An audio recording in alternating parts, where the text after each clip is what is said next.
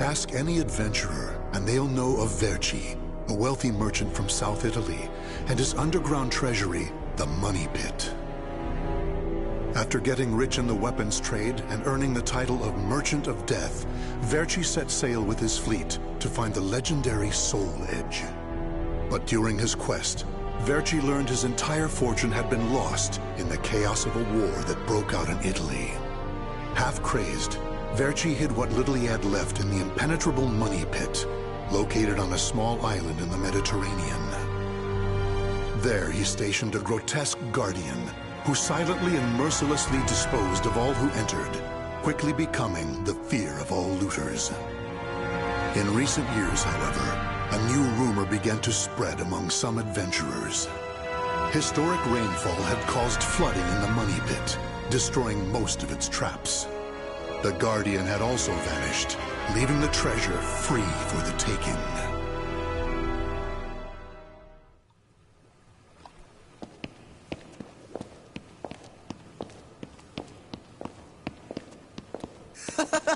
I can't believe we got through the Money Pit that easily. Thanks for the help, Ivy. Looks like that tip about the Money Pit being abandoned was true. Yeah, all we had to do was rely on that trusty sword of yours. Traps don't scare us as long as we have you. But hey, aren't you gonna take any of the treasure for yourself?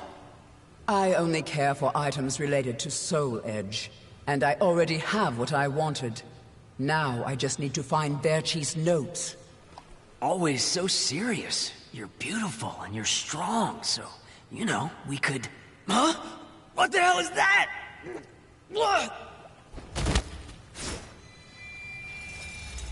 The sword's resonating? Hey, what did you go quiet for? Whoa, don't drop the treasure there! Huh? Oh, this is a head! Above you! Ready your weapon!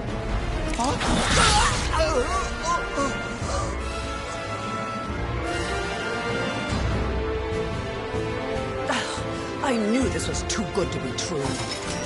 That's your target, Blade. The Guardian! Ha!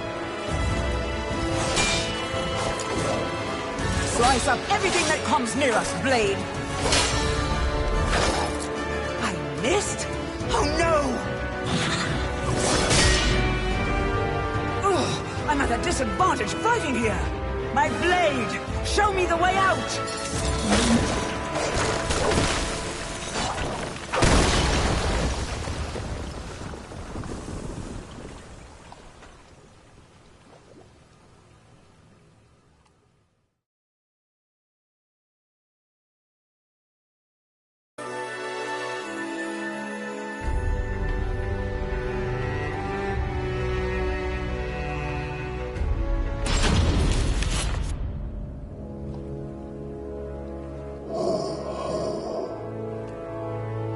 In the deepest room of the dark underground vault, there was a magnificent sarcophagus and chair illuminated by torchlight.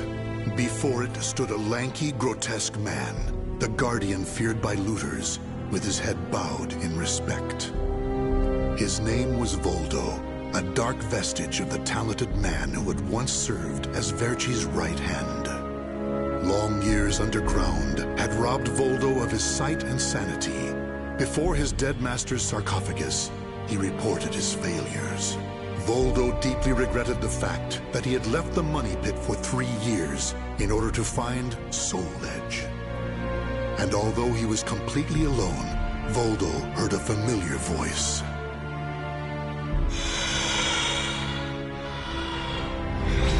Valuable possessions. And of course, thieving rats get away with the treasure they stole. Therefore, Voldo, I shall give you 2 missions.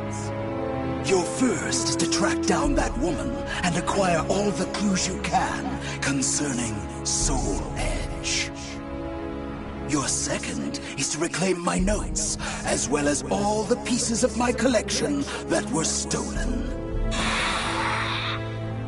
Some of the vermin still remain on this island. Exterminate them first, and reclaim what they stole. I'm counting on you, my loyal servant.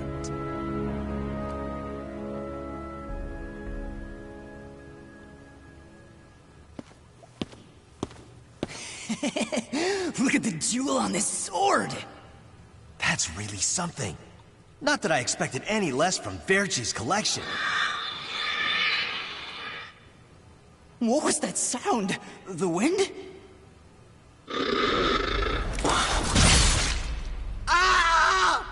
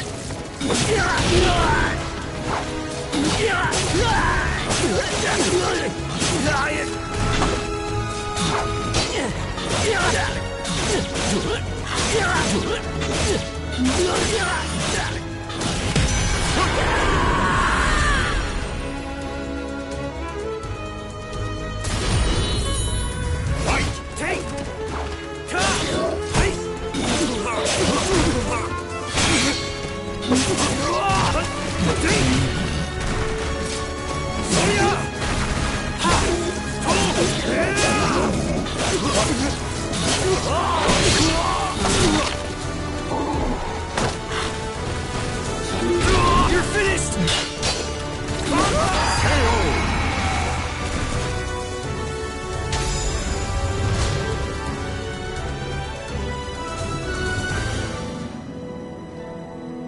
The adventurers had looted a number of the strange weapons Verci had collected. With Verci's treasure before him, Voldo reminisced as he held in his hands an unusual pair of blades from India. Amid the moonlight reflecting off the blood-stained blades, old memories began to resurface in his mind. What? You've never seen a pair of Jamadars? They're also known as Bundi daggers. Other merchants call them guitars, but they're mistaken. If you wish to become the next Merchant of Death someday, you'll need to learn all about weapons and their uses. Here, I'll lend them to you, but make sure you return them to me. My instincts tell me they will be a good match for you. Go on, give them a swing.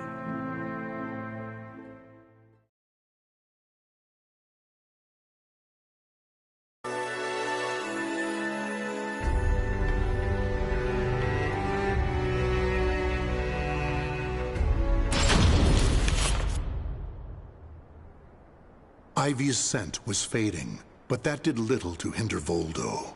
Honing his senses for years underground had given him something of a sixth sense, which allowed him to sense invisible auras that people leave behind.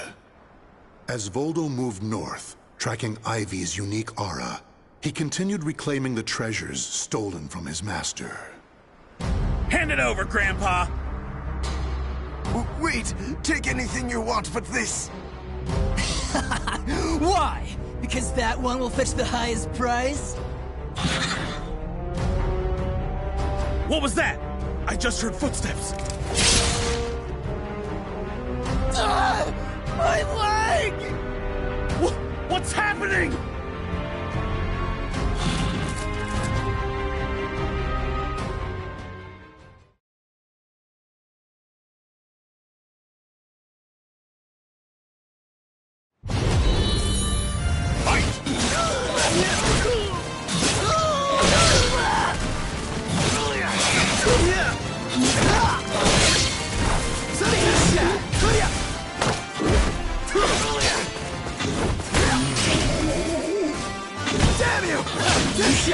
Come on now!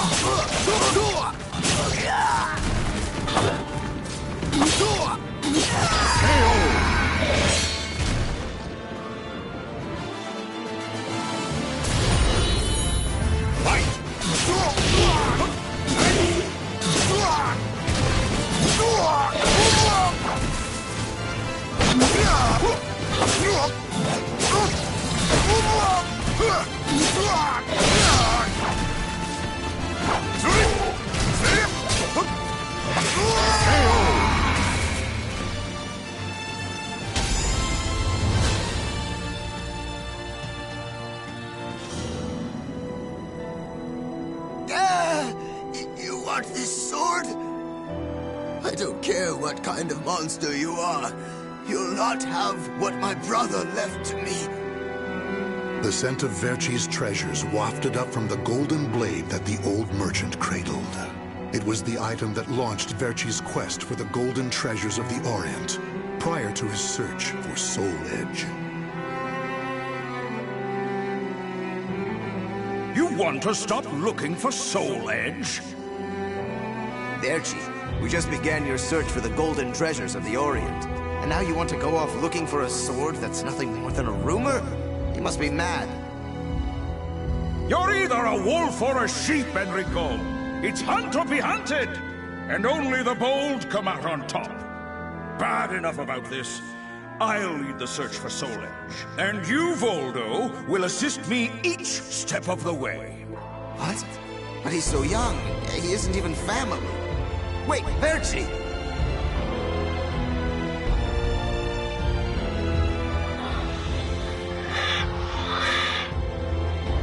Wait. Your weapons, your face. It can't be. You're... Oh, forgive me. If only I would have protected our fortune during the war, Verci would still be here. You can have the blade.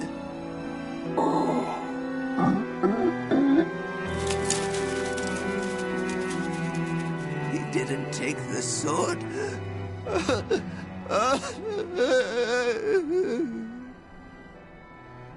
Perhaps Voldo decided that he only needed to recover what had been truly stolen.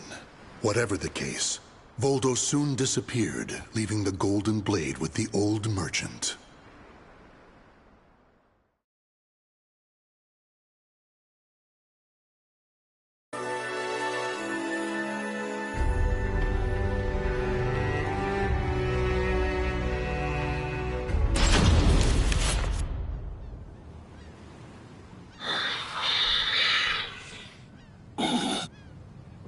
Tracking Ivy's aura, Voldo eventually came to a desolate Spanish port town. That's when he realized something. He had once visited this port, at a time when it still thrived. However, the aura's trail only led him to the ruins of an establishment known as the Blacktail Inn. The next thing Voldo knew, he was surrounded by spirits of the dead.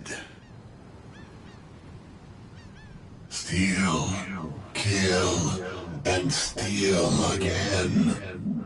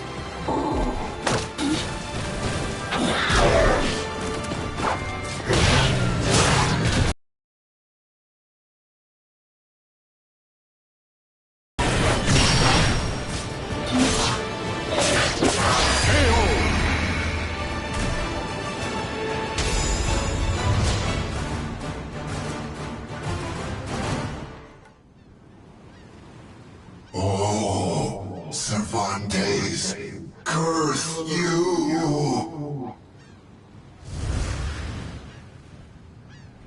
The scent of the ocean breeze, the whispers of the name Cervantes by the dead. Together, they caused a distant memory to surge up from the deep recesses of Voldo's mind.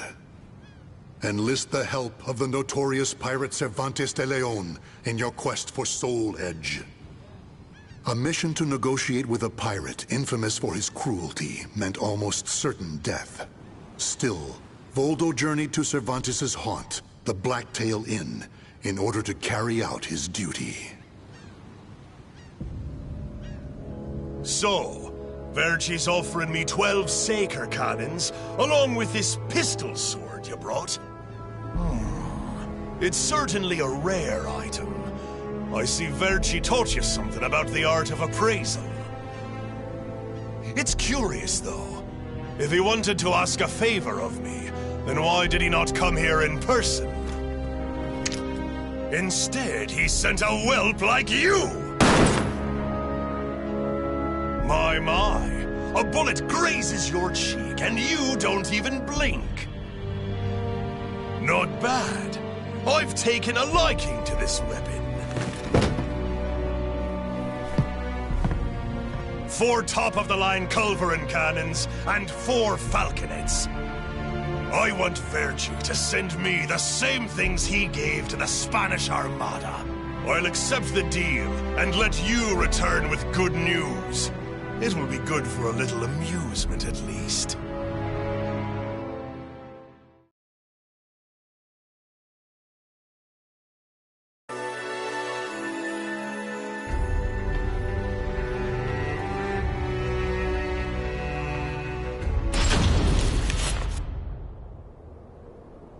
As Voldo tracked Ivy east, her aura growing ever stronger, he became aware of 2 things. The first was that Ivy had crossed the mountains and was now moving west. The other was that he was not alone in this hunt. Some unknown group was also secretly tracking Ivy. Regardless of who they were, Voldo had no doubt they would only hinder his mission. So it was that Voldo decided to utilize the mountainous terrain to hunt down the hunters.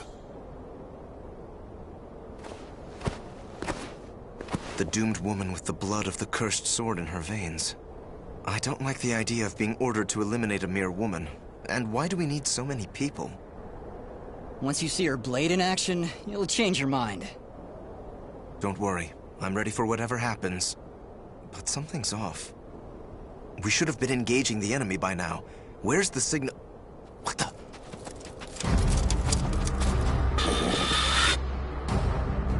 Who the hell's this?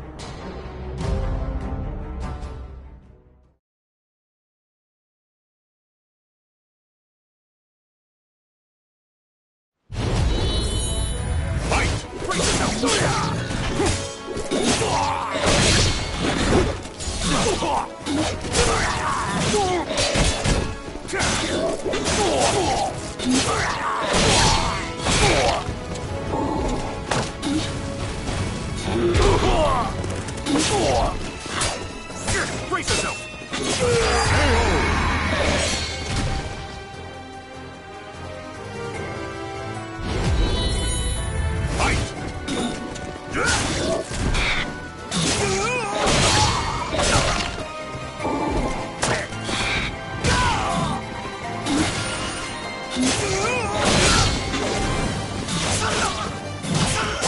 I won't quit! Stubborn!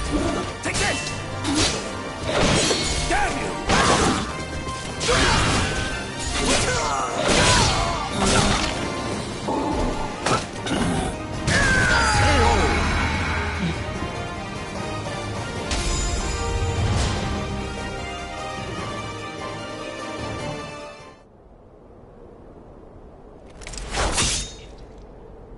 We're being attacked by an unidentified entity. I need to report. Ah!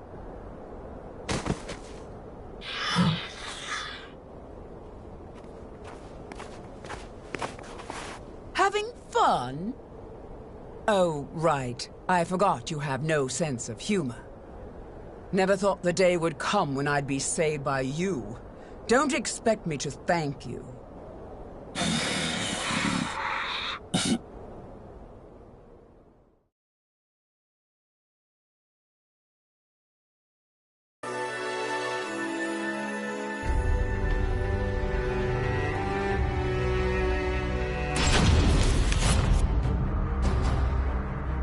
Long time no see, Guardian.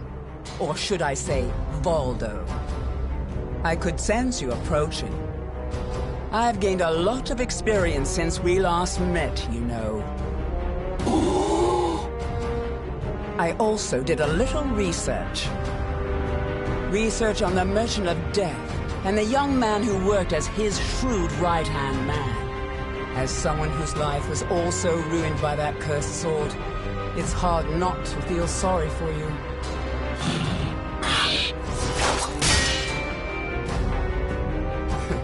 I know. You want this box, right? Then fight me and win it back.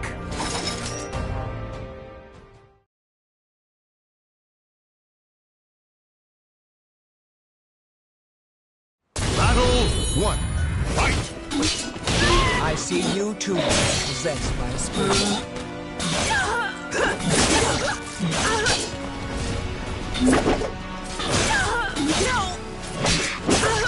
Predictable.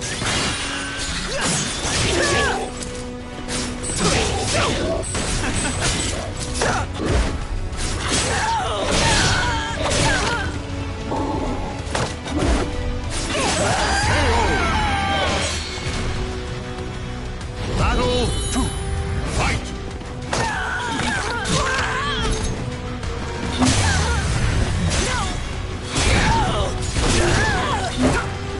I'll make you submit!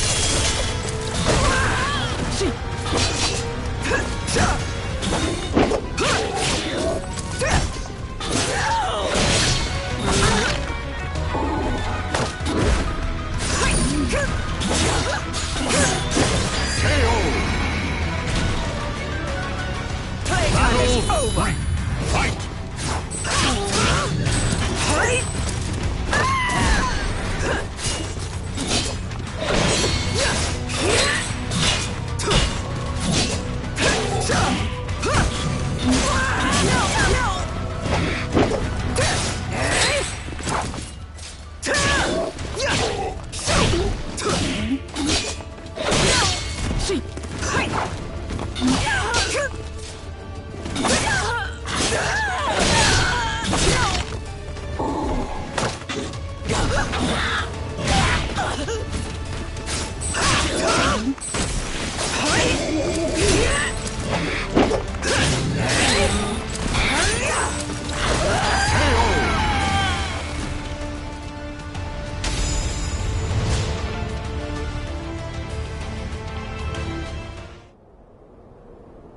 A loyal blade, void of any hesitation. You know, I feel a little envious of you now. I don't need this anymore. Take it. But let me tell you one thing. The soul edge you seek has already been destroyed. If you want to see for yourself, head to Ostreinsburg. Farewell. After throwing Verci's box back to Voldo, Ivy leapt off the cliff and used her snake sword to disappear into the mountains. Voldo could have followed her, but the risk of dropping the precious box was too great. Since he had already collected several other treasures, Voldo decided to return to the money pit.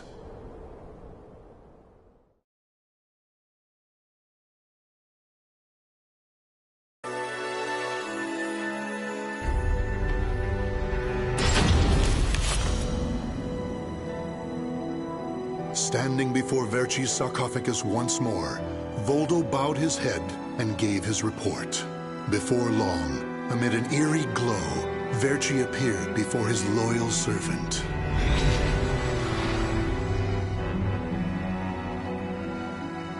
Welcome back.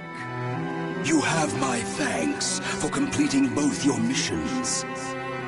I find it hard to believe that Soul Edge was destroyed, but we will learn the truth in time. First, we should rejoice that my treasures are now back where they belong. Also, The woman may have stolen a portion of my notes, but in this box are our letters. The letters we exchanged while you were assisting me in my search for Soul Edge. These easily contain more information than one could ever glean from my notes. I'm sure she would want to get her hands on them. However, the real reason I value this box so much is because it contains a record of my successor completing all his training. The fact that Voldo still remained loyal to his master long after his demise proved the pit, in a hollow darkness lit only by the glow of flickering flames and gold. Voldo basked in a new, blissful light, born from Verci's everlasting trust.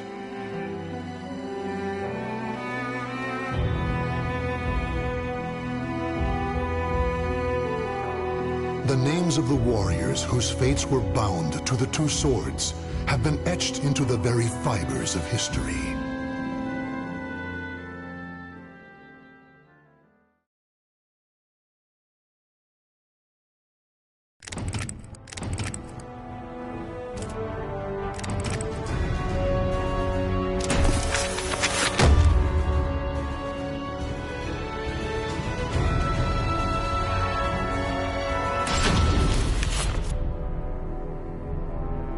The Manchi clan, a group of Japanese ninjas known for their unusual powers, maintained neutrality even as their country was embroiled in civil war. Fearing their strength and their defiance, the nation's chief warlord ordered every man, woman, and child be killed. However, one survived, Yoshimitsu, next in line to succeed the chief and a master swordsman. He single-handedly took on the warlord's army, dealing them a hard blow, but they eventually overwhelmed him, severing his right arm.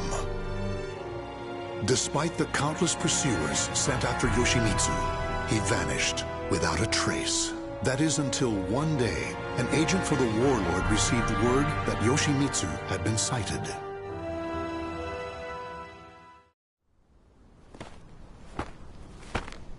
It was in this vicinity, sir. He lurks around here, you say? You're sure of that? Yes, sir. He matches the description. He even had a mechanical arm. So, he escaped deep into these mountains. Finally, good tidings for our lord. Huh? He did not escape. He just wished to converse with you.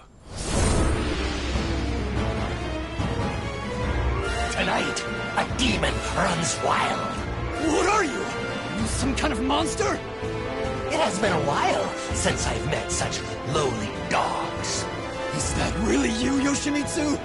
Why do you look like that? My hate for you all has transformed me into a demon. Now it is my turn to ask questions.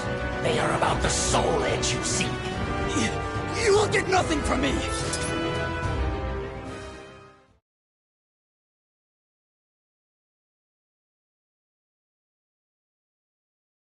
Battle 1. Fight! Yoshimitsu!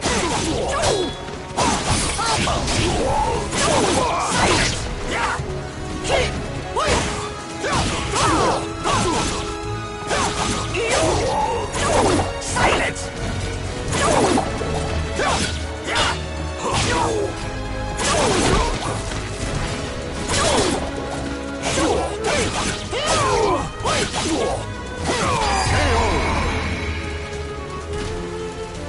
Battle 2. Fight!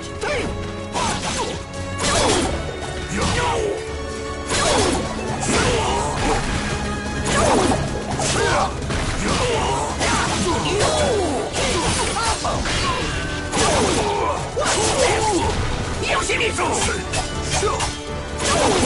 What's this? Yoshimitsu!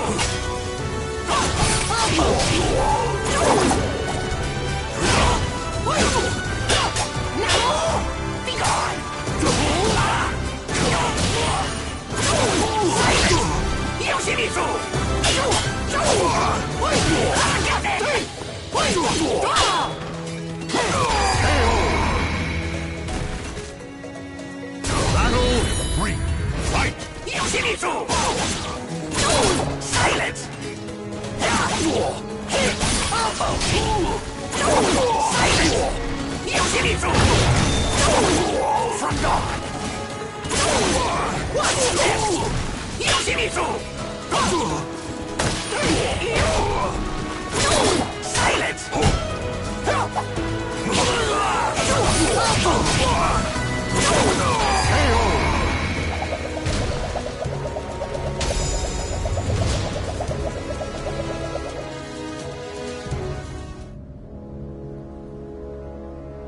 Gaze upon yourself in my blade, and recall what you can about Soul Edge.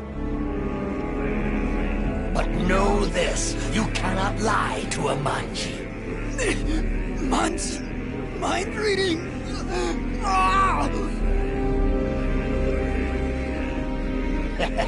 So it is as the rumors say. Soul Edge is indeed an invincible sword. You appear to have searched for it far and wide, but now that task shall lie with me. And then, with that power, I shall teach you fiends the meaning of hell on earth!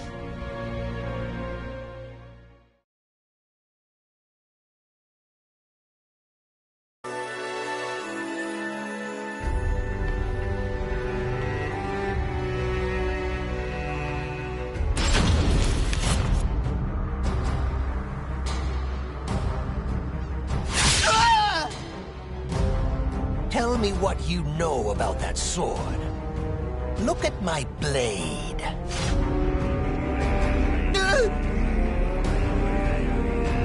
The sword was a fake designed to draw out and kill my lady's competitors. Enough. My, what a black day this has turned out to be. So you are the one who spread the rumors.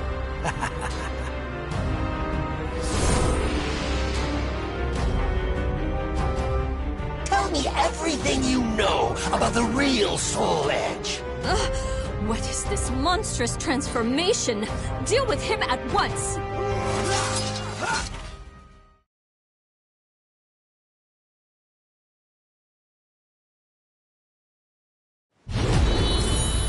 Fight!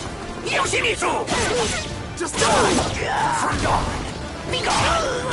Yoshimitsu! Silence!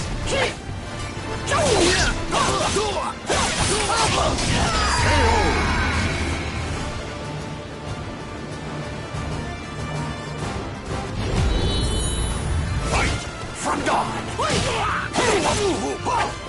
Now! From dawn! Be gone! Yoshimitsu!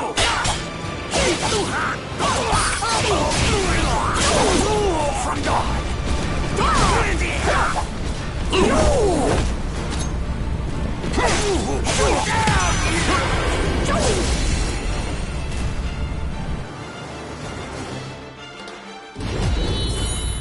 Fight! Yoshimitsu!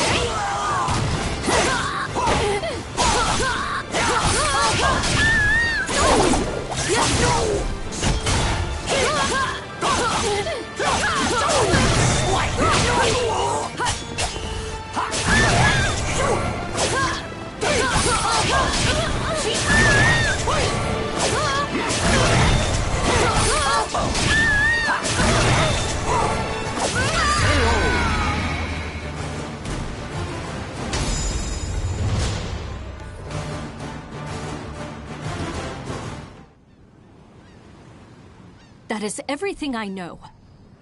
But it is all hearsay. Make of it what you will. So the rumors multiply as one heads west? If you doubt me, use that strange power of yours. By the way, are you having money troubles? If so, I have something that might interest you. Do not be absurd. Even as a demon, I'd never strike a bargain with a scoundrel such as you. Get out of my sight.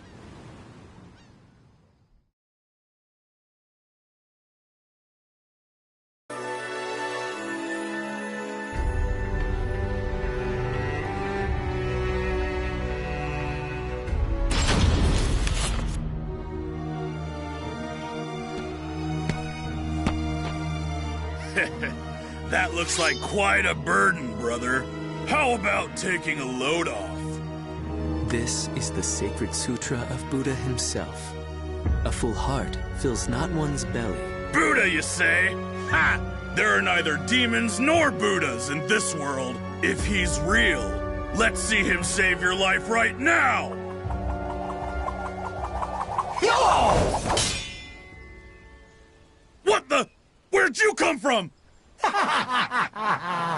From hell!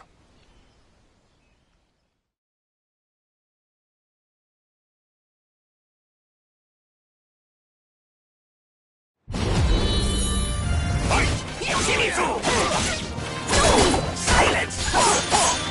Be gone! Quiet! From dawn! Yoshimitsu! Silence! Yoshimitsu!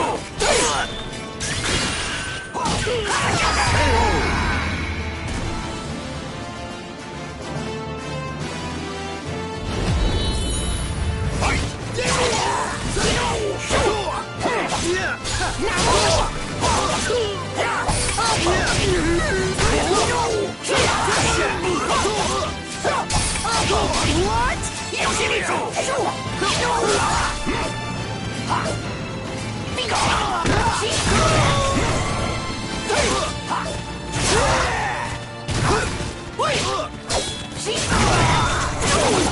From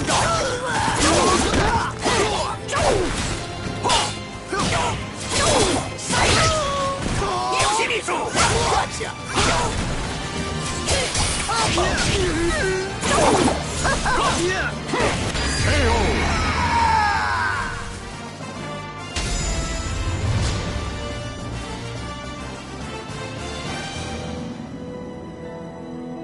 Thank you kindly for your help.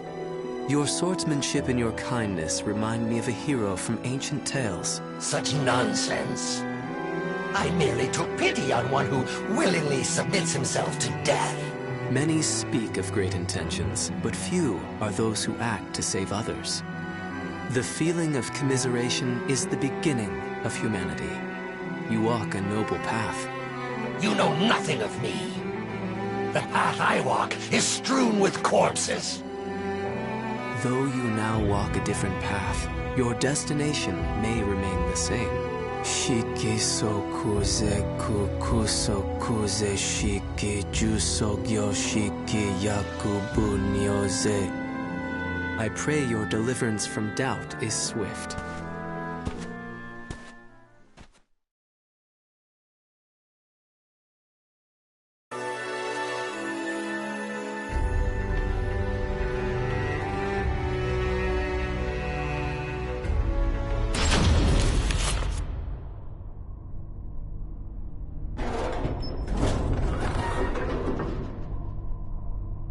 You had best leave now. You are the last one. Thank you. What am I doing? None of this will help me achieve my aim. You! So, you are the one who freed our experiments. Ah, there you are. I have been waiting. Your lizard men knew nothing that could aid me, so... Why, you? Well, we have you surrounded. Happy now? Tear the intruder to pieces! He shall make an ideal sacrifice to Pelgaea.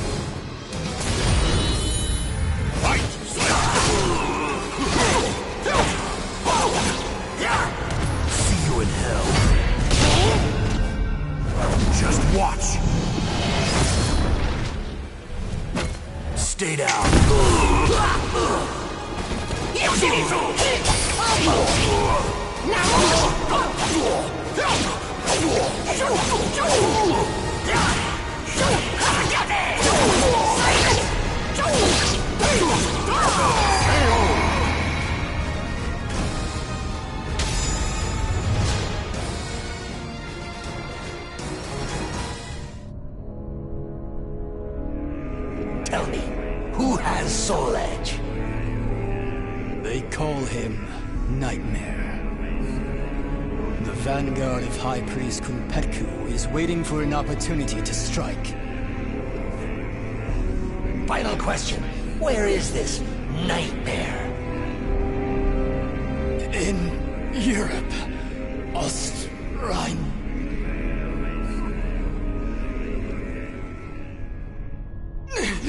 What have you done to me? What? My powers!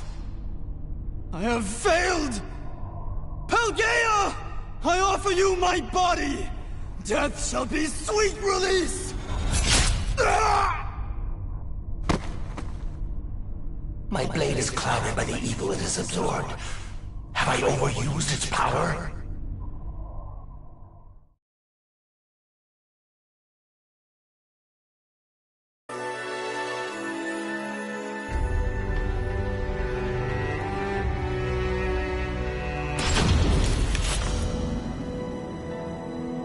This must be his doing. Such cruel. Wherever the Azure Knight, Nightmare treads, only darkness and the stench of blood remain. His relentless evil makes me sick. My determination to avenge the slaughter of my clan has not faded. But does that not make the Azure Knight and I one and the same? Is this what my clan would want after suffering such bitter deaths? Is my soul now clouded like my sword? No, I cannot allow the flame of vengeance to fade. I cannot.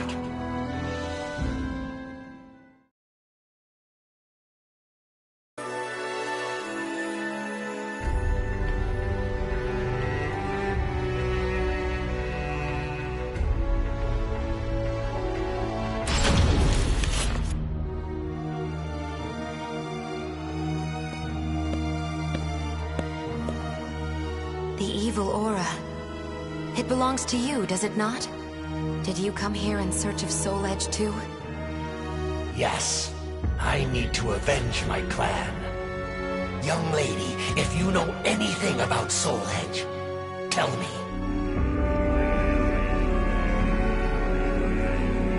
You bear a strange power. But it has no effect on me. I am protected by another, and by the gods. If it is evil you seek, I shall have no choice but to stop you.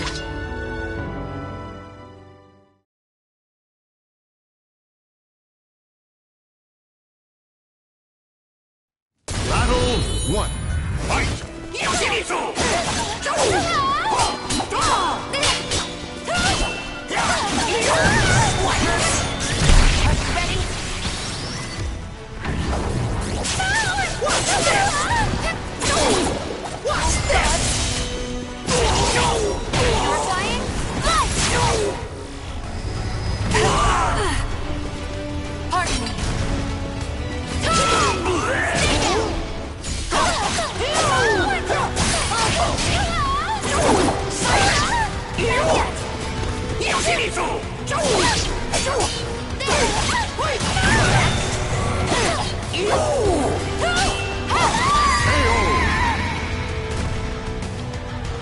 Battle 2. Fight! From the...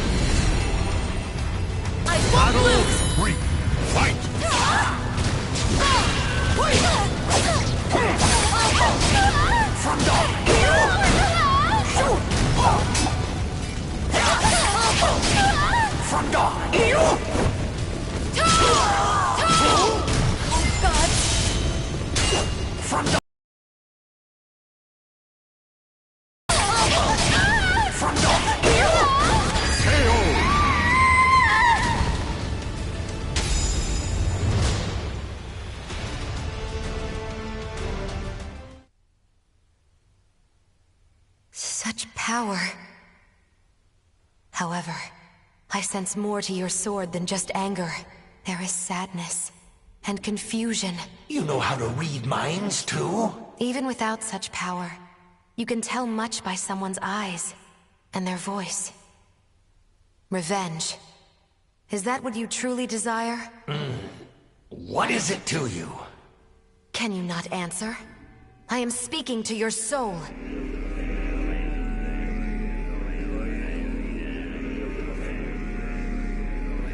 I do not know. I do not know anymore. No! Cast your sword aside!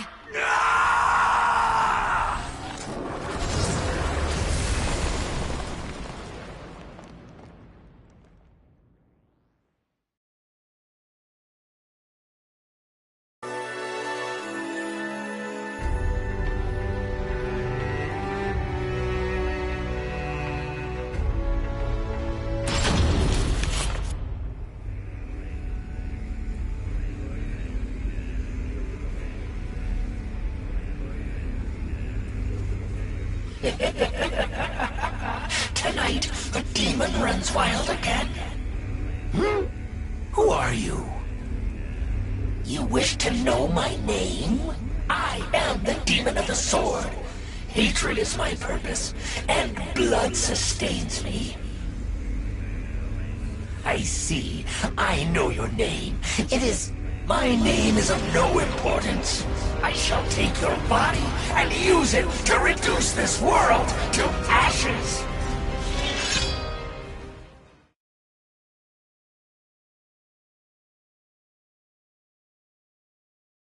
Battle 1.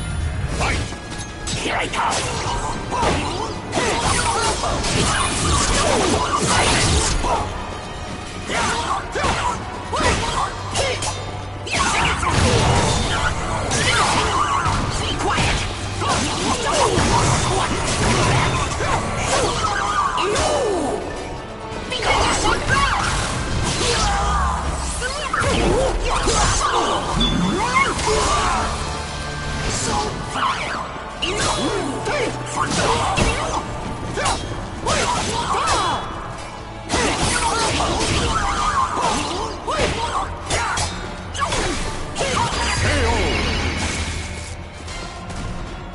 Battle 2. Fight!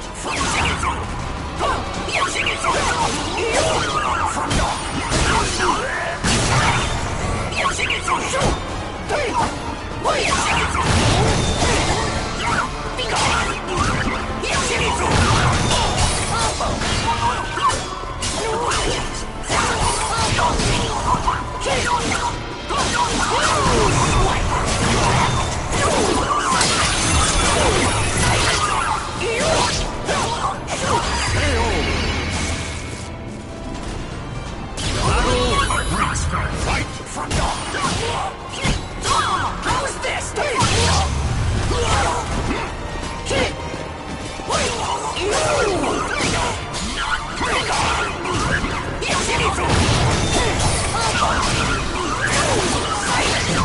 up!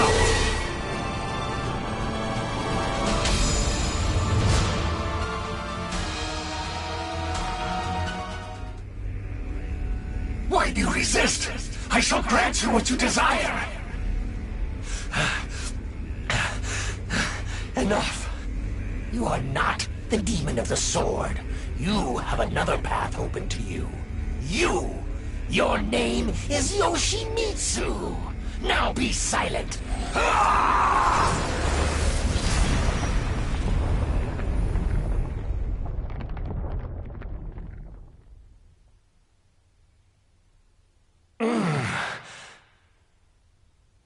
Good.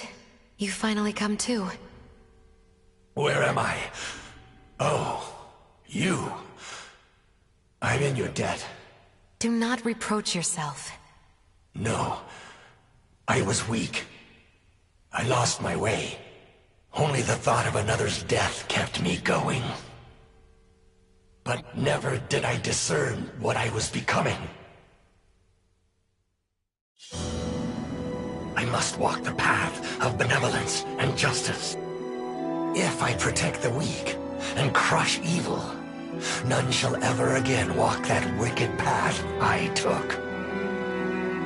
That is how I shall avenge my clan. My people, watch over me as I battle for justice.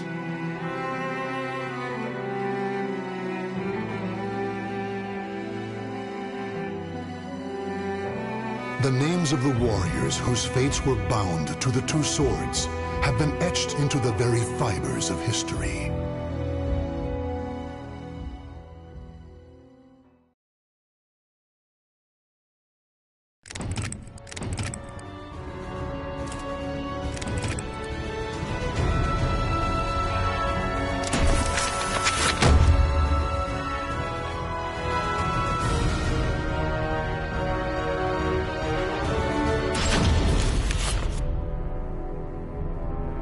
Raphael, the cold, cruel head of the Sorel family, is known for his fencing prowess and deep knowledge of medical science.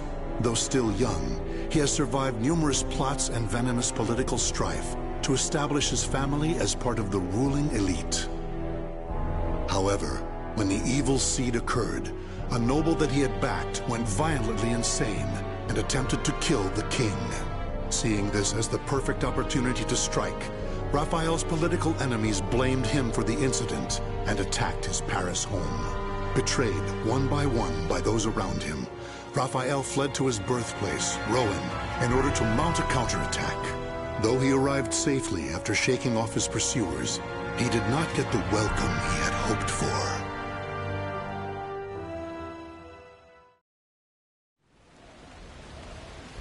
Nicola, why are you fraternizing with the enemy? Dear Uncle, it is you who has driven me to this. How could you support a traitor who sought to slay His Highness?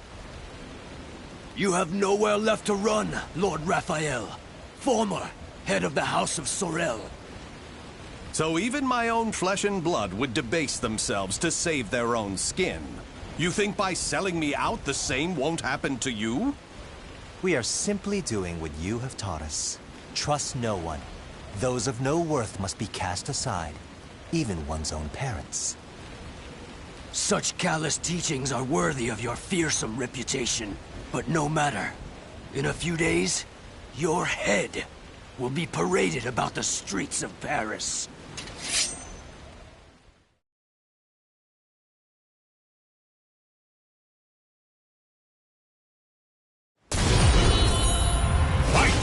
Let's begin!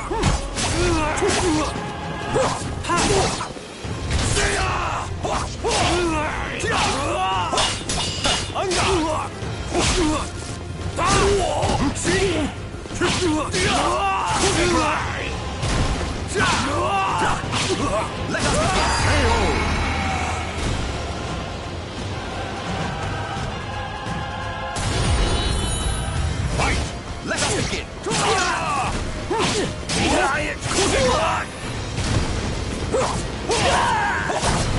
Well now.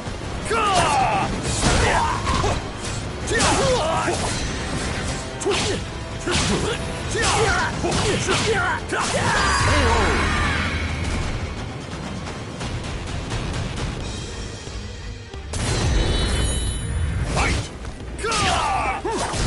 Well now.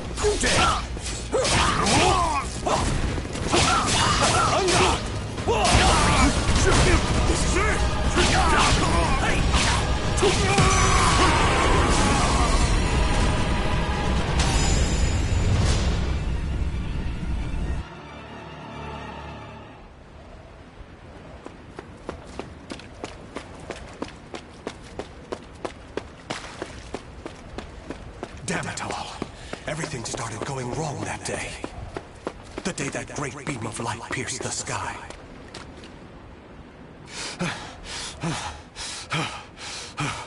Blast! How many more pursuers must I slay? He's headed into the slums. You lot secure the surrounding area.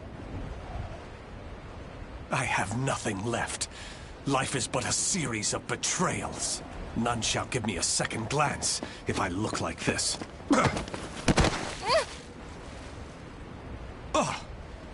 pauper's daughter? I heard something over here. No. This back alley can't be my end. You, child. A strange noble passed through here, didn't he? Tell me where he went. Okay. Is this how my life is to end? Betrayed by a child? He went over there and hid behind the horse cart. The coward! After him! He should still be nearby! What? They're gone now. Indeed. You saved me. Nah, I just wanted to annoy them. Still, I'm glad. So, tell me your name. Amy. Amy. Amy. You're silly. Why cry when you're safe?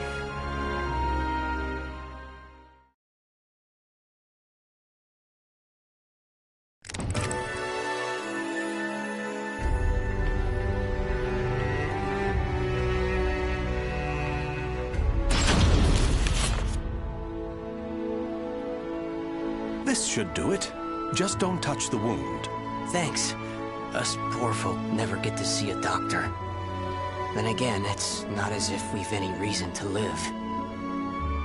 In my short while here, not one of these people has spoken with hope. You know, life's strange sometimes. Red's a loner and normally doesn't trust others. Speak of the devil. Farewell.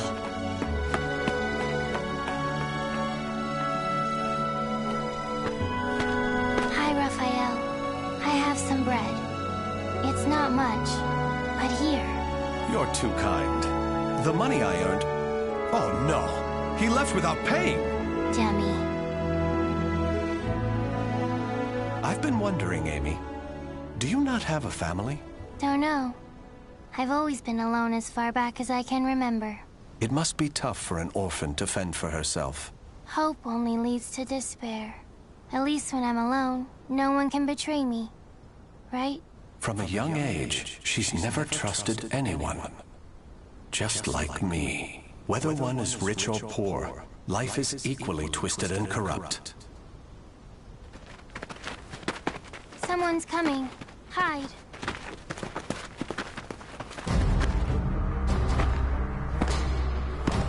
Why, hello, Red. You're a slippery one.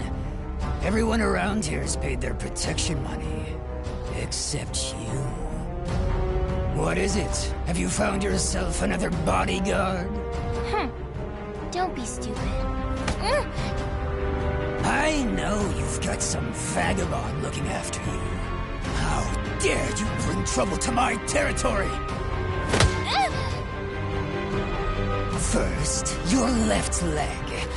Then... Filthy vermin! Unhand her now!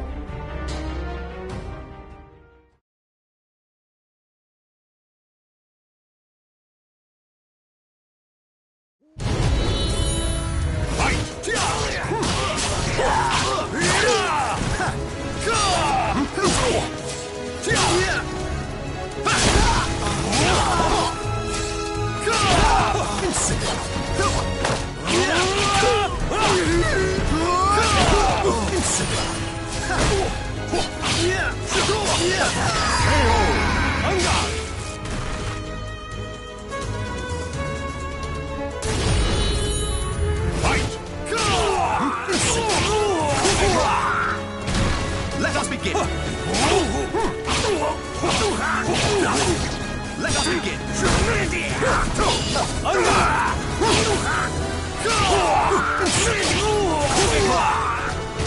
Let us begin!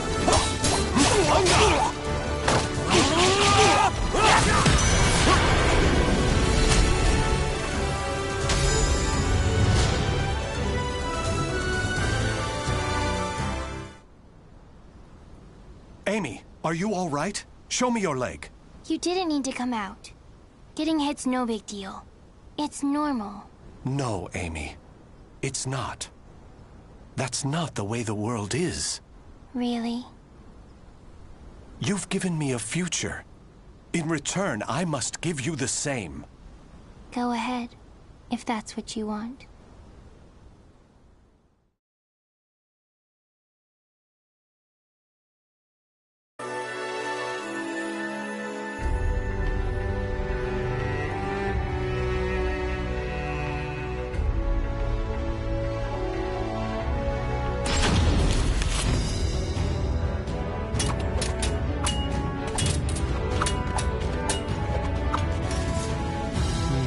Your blade is sharp, but a little too straight. That's the brilliance of a French sword, and it's failing. Indeed. However, there is someone whose life I must protect. That's why I must learn the best techniques Spanish swordsmanship has to offer. Very good. A sword is indeed for protection. You must move with rhythm and swing your sword with passion. On guard!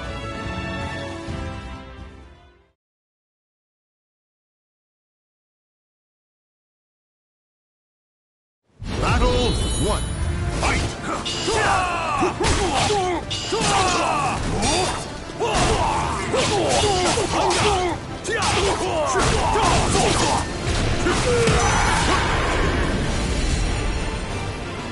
Battle 2. Fight!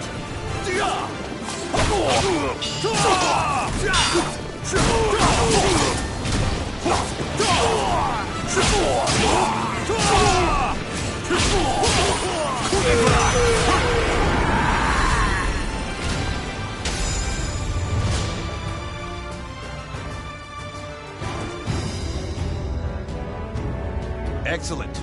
All movement must come from the heart. You appear to have grasped that concept well. I'm grateful for your instruction. Actually, I have one more request.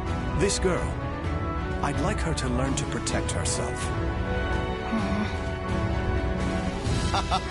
Such a sense of caution. It's difficult to teach one who keeps a lock on their heart.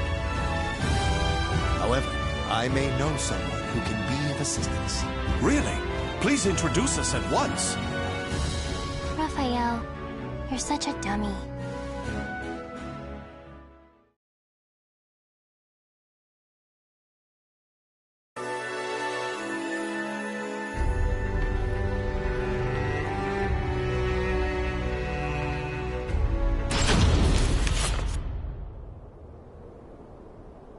Raphael, I'm cold.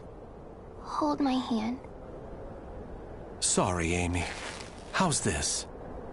We must find sanctuary, no matter what it takes. I can't teach you properly if we keep having to escape. Raphael Sorel, I never thought I'd see you on French soil. How unfortunate for you to run into us. I thought we'd be safe over the mountains. Are you sure you all want to come at me without reporting my discovery first? We're not falling for that old trick. We'll only need to send a report of your death. Amy, do you remember what I taught you? Strike the enemy true, one by one. You need only worry about protecting yourself.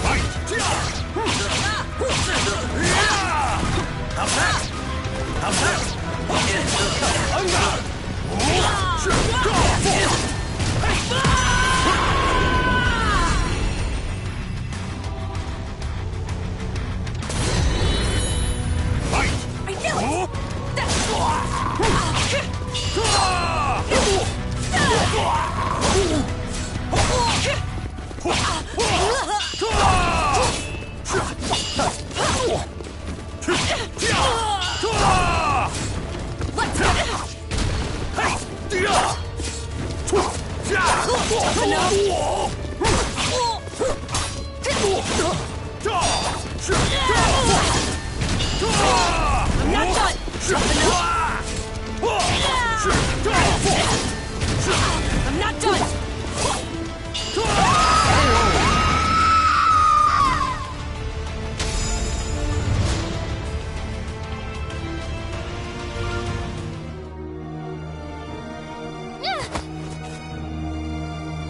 It's over!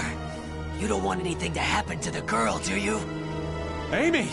Let her go! Certainly. In exchange for your life. You win. Amy's everything to me. Raphael! You dummy! Amy? Cut that branch! Ah! What the? The snow! Damn you! Yeah! Stupid brat! Is that all of them? Yes. You did well, Amy. Nobody should follow us, for the time being at least. If it weren't for Amy's quick thinking and skill, we'd be done for. I can't protect her with only a sword.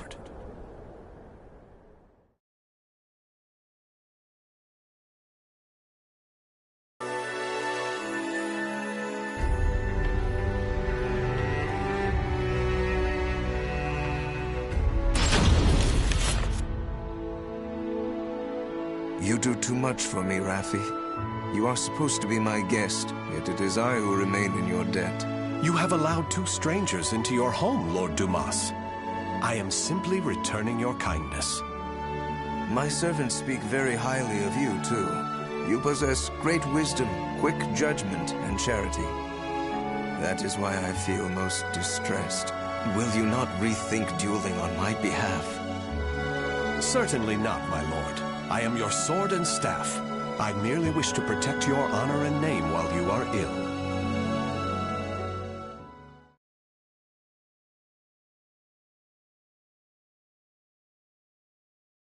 Battle 1. Fight!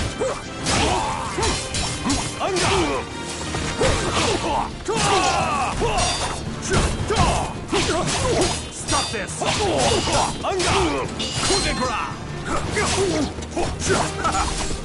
Come on!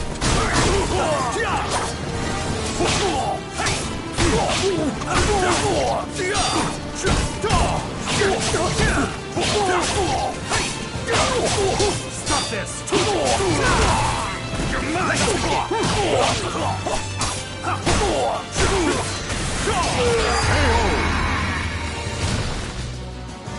Battle 2. Fight!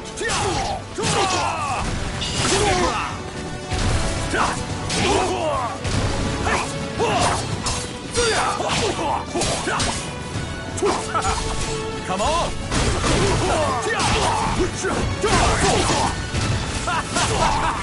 Let us begin!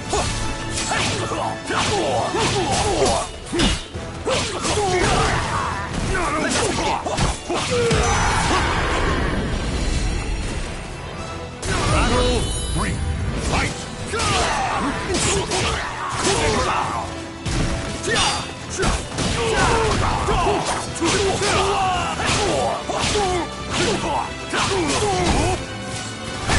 Give up!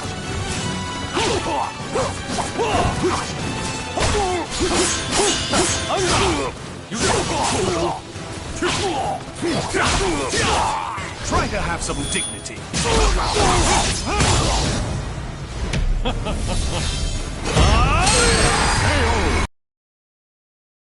With my blade, I shall forge a new world!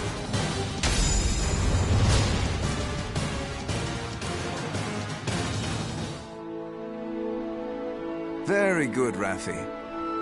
Seeing your devotion has made up my mind. What do you mean, my lord? Listen, Raffi. I will soon meet my end, and I have no child of my own. It would make me so happy if you would become the heir to my fortune. However, I have one request. I am overwhelmed by your generosity. What is your request? That girl, Amy, is it? She is not your daughter, correct? If you are to become my son, you should send her away. To an orphanage, perhaps. As I have said before, she seems to be a great weight around your neck. I did not expect you to say such a thing. How about we continue this conversation over some tea? I recently managed to obtain some fine, rare chinaware from the East.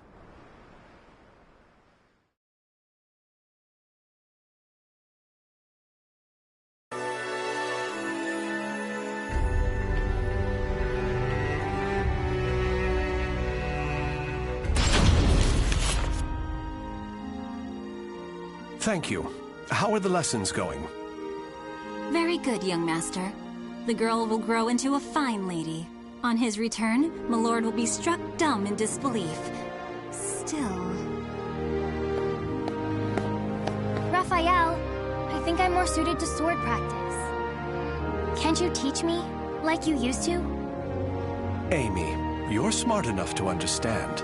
If you want to carve a future for yourself, you need an education and manners. I know, but... you meanie. As you can see, there is still some way to go. Amy.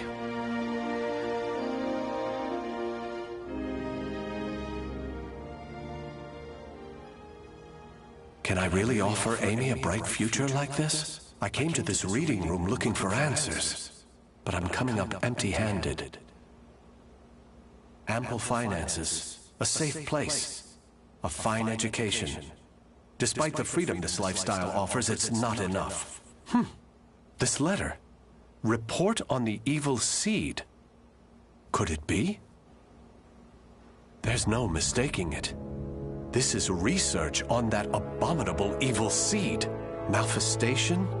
Madness? The evolution of humanity? Interesting. It all sounds so fantastical. This was written by Scholar of the Future. Who could that be? Soul Edge. A cursed sword that feeds on souls?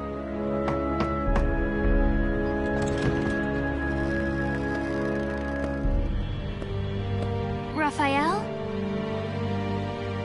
I see. An exchange is made for power.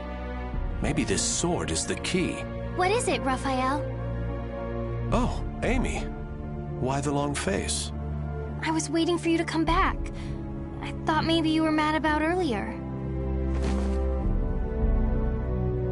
I've been scared recently. I never knew what it felt like to have something to lose till I met you. You have nothing to fear. I shall make you the perfect world. Raphael? Are you in here? Of course. Here's a thought. How about some hot chocolate for a change?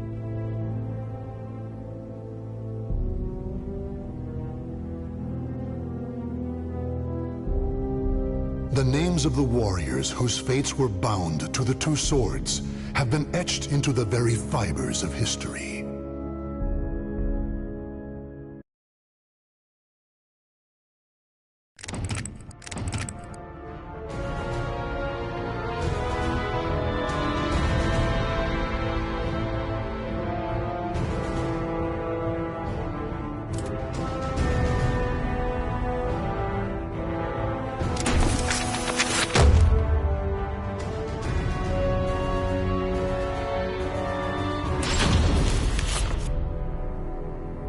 Lurks a group of assassins known and bred to be an assassin. The moment the evil seed happened, Tira was undertaking a mission. Under the influence of the evil seed, her group's leader went insane, causing the other members to scatter. As a result, she was cast out into the world. Through a stroke of good fortune, a family took her in. However, her newfound stability was to be short-lived.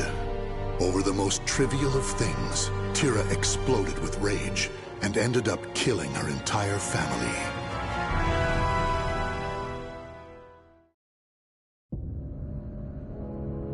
This is what I was born to do!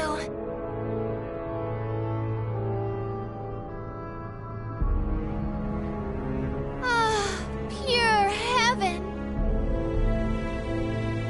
It's so peaceful. I wish this moment would never end. Who's that speaking?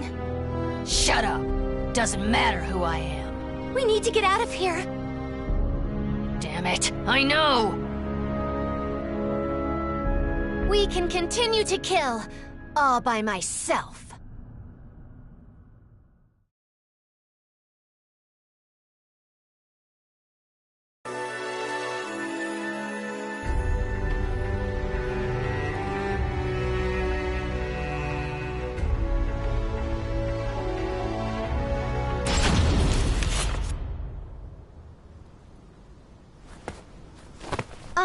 Excuse me? Huh? Please help me. What's wrong? It's kinda difficult to put into words. It's okay. Just try. I'll be taking your life now.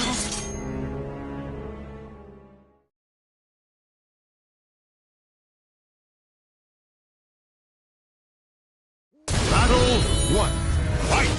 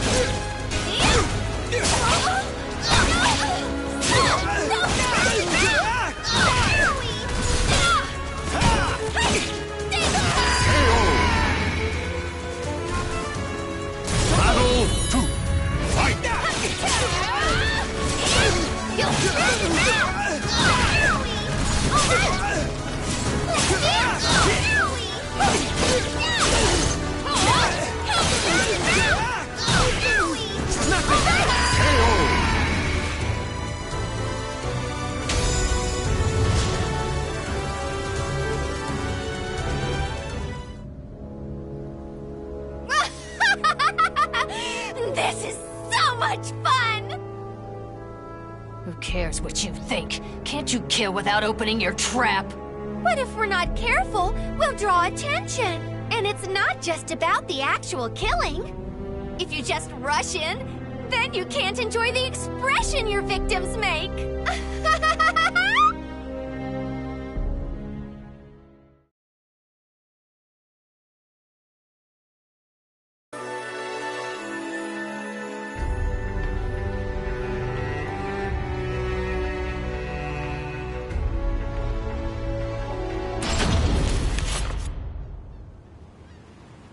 You always get carried away, Jolly.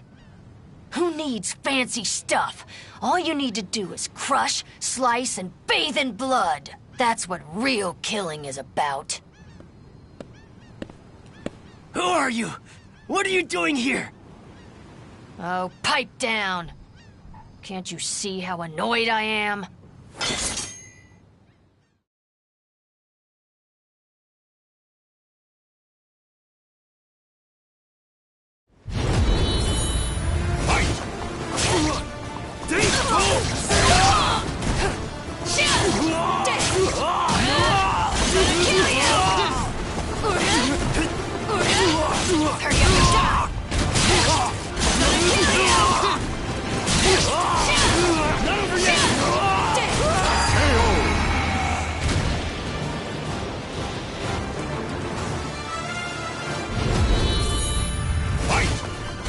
Hurry up!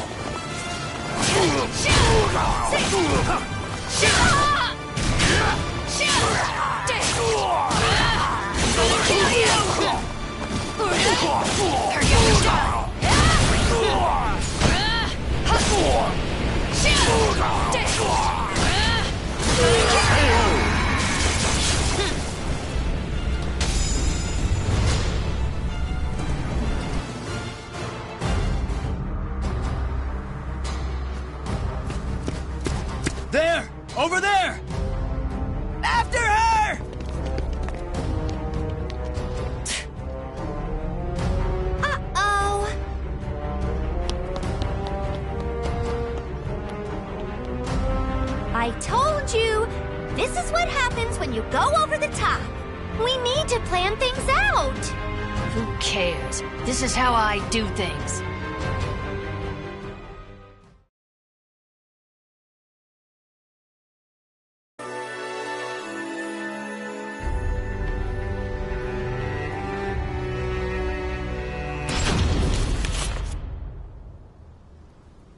Why can't you just keep your mouth shut for once? Why can't you? I'd have more fun by myself. Is nothing ever straightforward? Damn it, this is so annoying. How come it always ends up like this, even though we both like killing so much? Hold on, Jolly. Who are you? Been a while. Icern Drossel, the Iron Thrush. Huh? Are you part of the Bird of Passage too? I need your help again, Icern Drossel. Don't call me that. I'm Tira.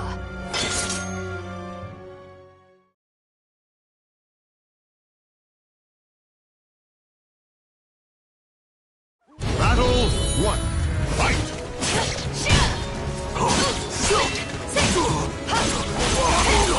You'll have to do better than that.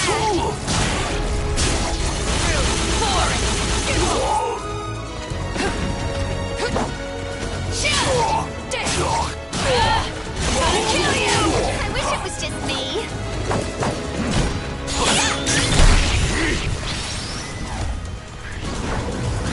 Back off!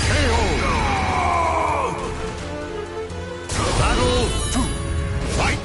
Test! Begin. You'll have to do better than that. Owie! Don't!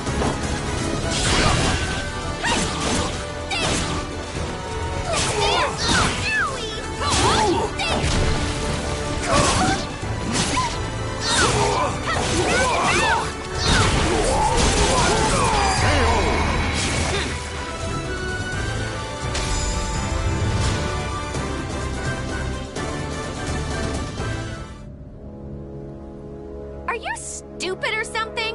No way we're going back to the Bird of Passage. All I want to do is kill and have fun. Still, I want to know something. Why are you here? Nightmare is a threat. Nightmare? Is that someone's name? Tell me all you know before I kill you.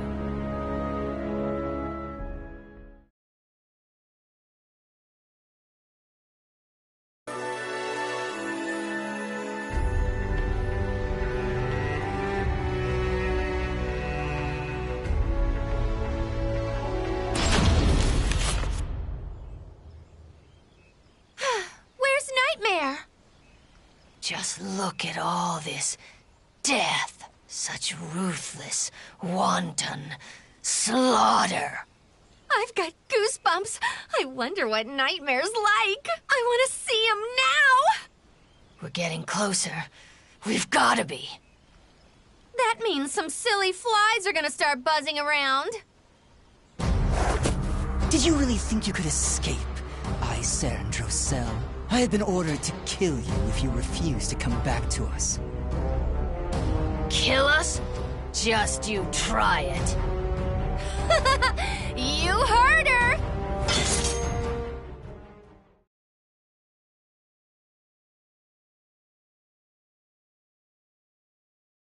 Battle 1. Fight!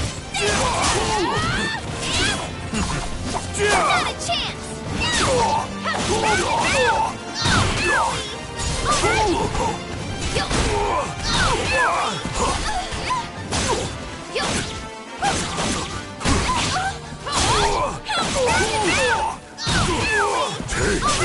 Take. KO! Battle 2. Fight!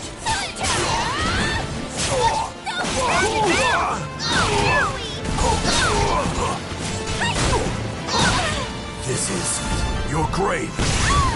I'll kill you. Back off!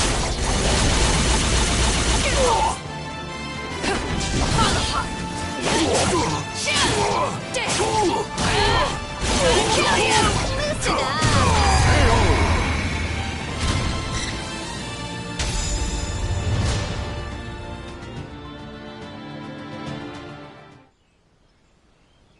Ostrinesburg.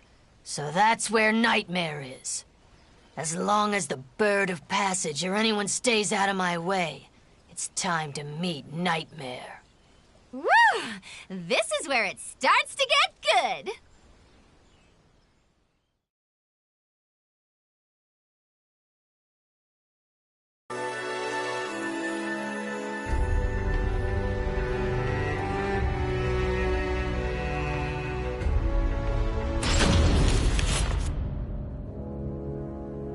So this is Ostrinesburg?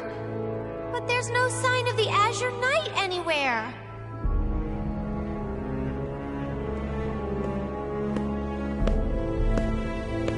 You were both right to come here. However, you are a little late. Is this dullard all who's here? Too bad.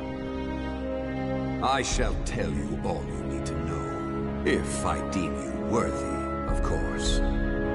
Wow! He wants to fight us! You just became a teeny bit more interesting.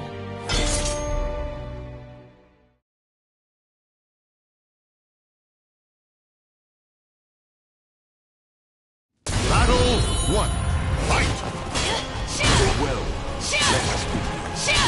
I like moths that seek the prey.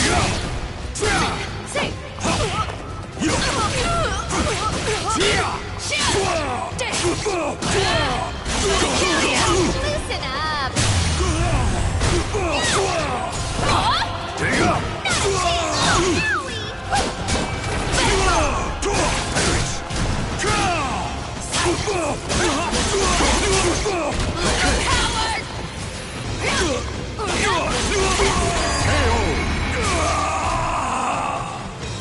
Battle 2. Fight!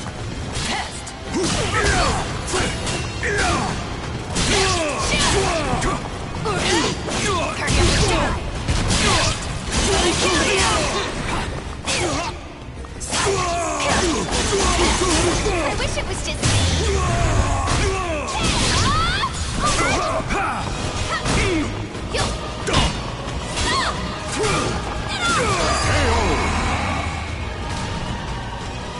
Battle leave your hope in shreds! Fight! Let's dance!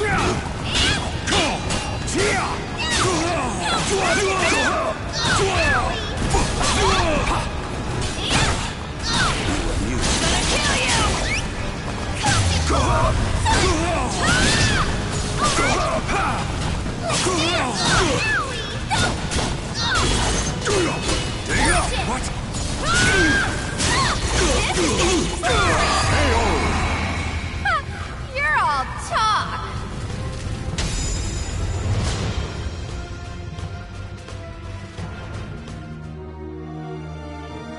So, Nightmare is kind of like a puppet?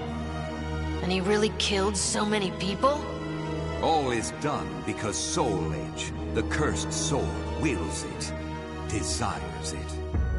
All right then, let's go see Soul Edge. Yay! Do as you please. You are worthy of that, at least. I am not obligated to bring you into line.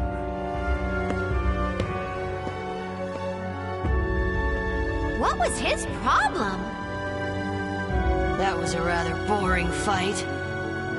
I didn't even feel like killing him. Who cares about him when Soul Edge awaits? Things have suddenly gotten really interesting. I know! I can hardly contain myself! This is the first time we've been on the same page.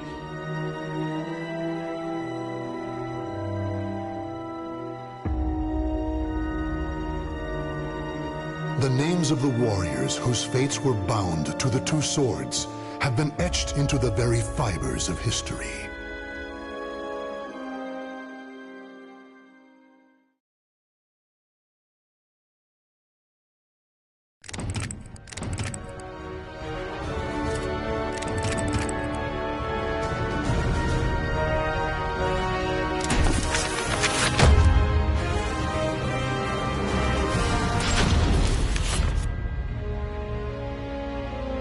remote corner of lands to the east, there is a village of wind worshippers who live in harmony with nature.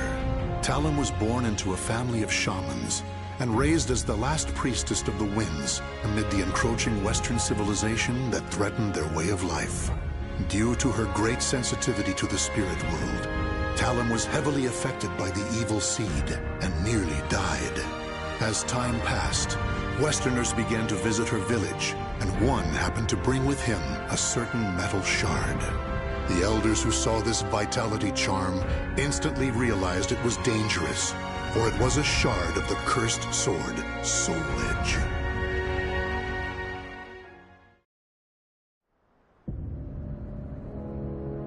Such an evil aura. This must have come from beyond the currents of the winds. It is far from where it belongs. It could end up influencing those nearby, altering their destinies. Long ago, I sensed an aura just like this one. Oh? And I have a feeling that this shard isn't the only one that's fallen away from where it belongs. It must be returned to its rightful place. I agree with you, but... I sense it belongs in a faraway place. Please, let me take it there. No. You're the last priestess of the winds, and the world is in chaos. If you were to leave this island and lose your purity... there would be no one left to praise the winds. But... perhaps her journey could bring her closer to nature and amplify her purity as a priestess. Don't you think that's just as possible? Father... I agree with my husband. Sanput, Liddy, your opinions are not without merit. Still, I find myself hesitating. Eldest one, will you not give Talum permission to leave?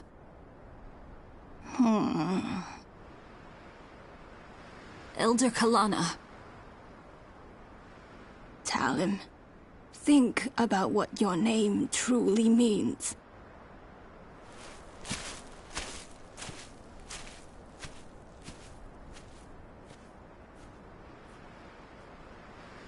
She's gone. I see.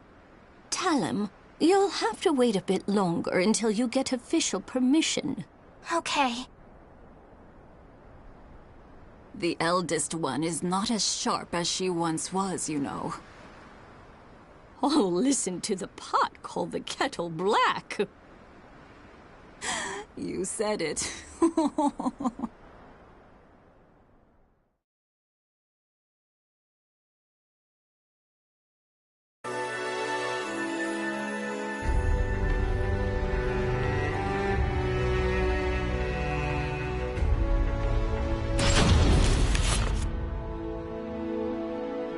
Such a nice breeze.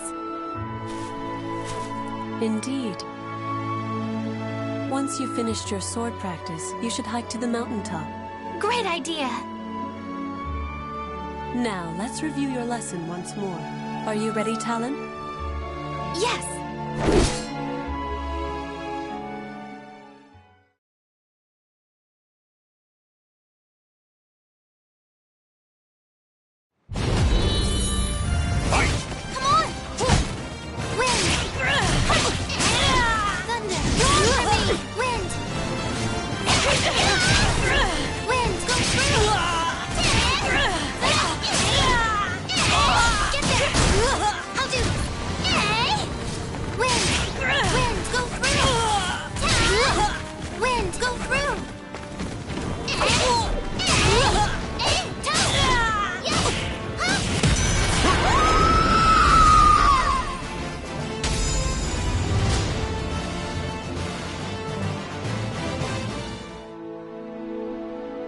I think that's enough for today.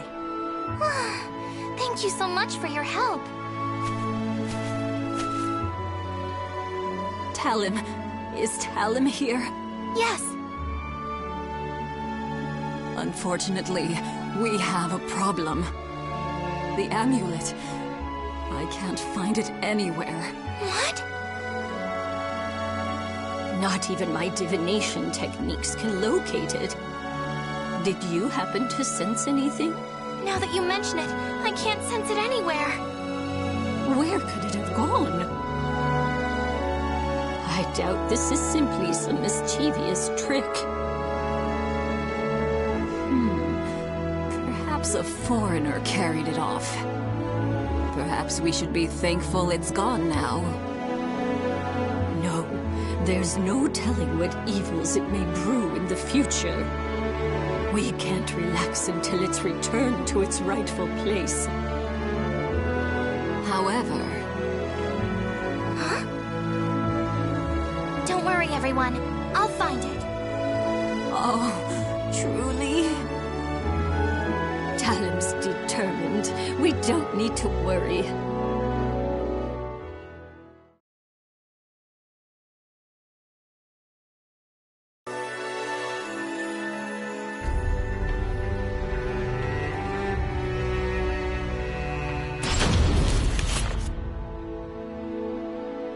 Thank you for making the long trek. Welcome, last priestess of the winds. I am Talim. I've come from the village of the Wind Deity. I've come today to request that you teach me the techniques of mountain maculating. Relax your body. Once you're finished practicing, I'll make some delicious tea for you.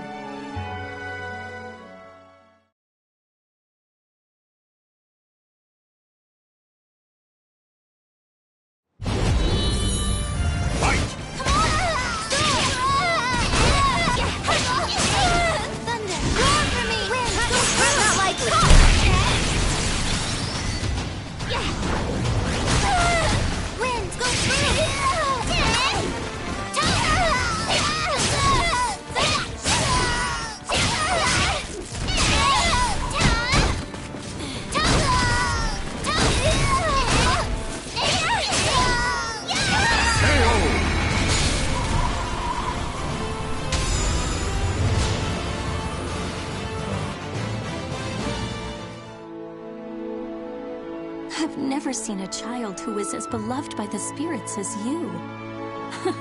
Looks like I don't have anything to teach you at all. Thank you very much. Now, about the, Oh, the amulet? If it really is as powerful as you say, I'm sure you'll find it in no time. You have great sensitivity to the spirit world, after all. I don't think you'll have too hard a time. Thought so. Oh, it's nothing. Thank you so much for your help.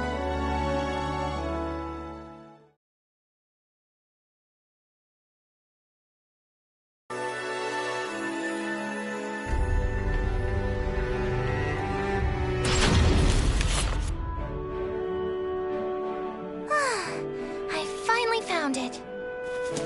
Oh, Talim! It's Talon! You'll have to save your adventuring games for later. Everyone in the village is very busy right now. A mischievous demon tricked us down the wrong path. It's true! Demons are restless.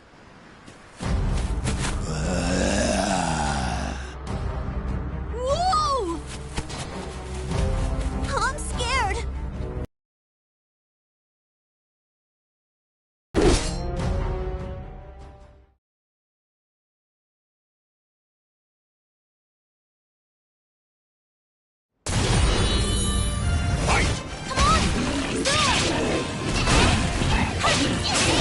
Thunder, roar for me!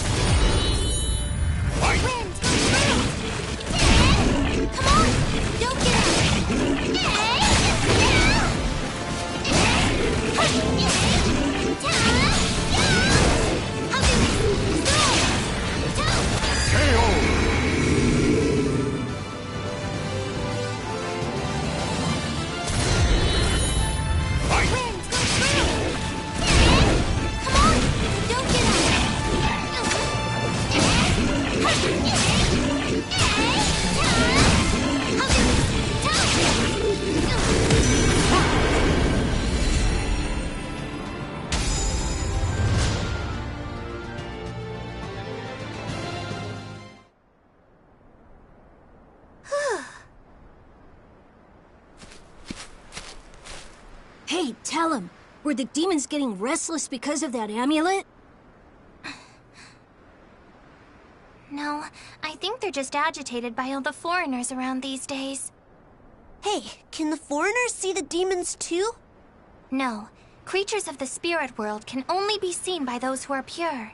Wow. Huh.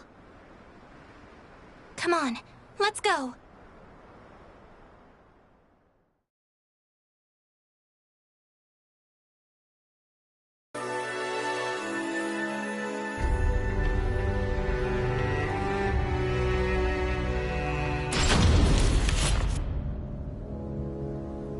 Each night it's more ill deeds. We're at wit's end. Don't worry, I'll take care of it. They've seemed especially violent as of late. Travelers have reported attacks. Be careful. I will. They're good at disguising themselves as humans. The thought of them transforming into one of us is terrifying. Please don't worry yourself too much. Priestesses have the ability to see through disguises. Everything will be fine.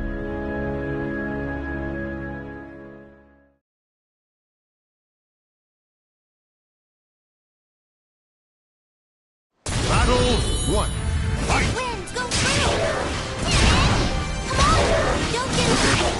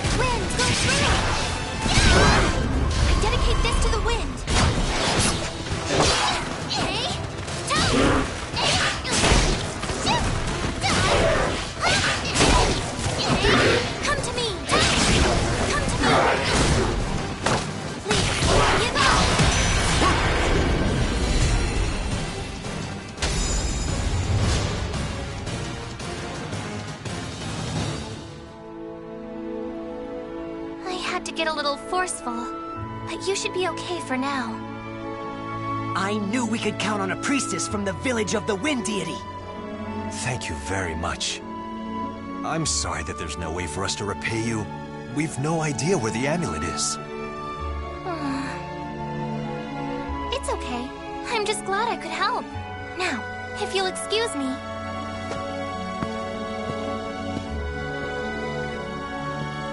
She's so grown up for her age. That she is.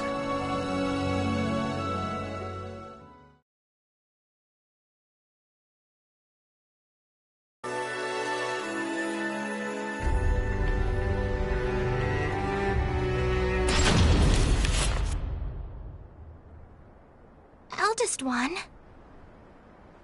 Oh, Talim? Yes, it's me.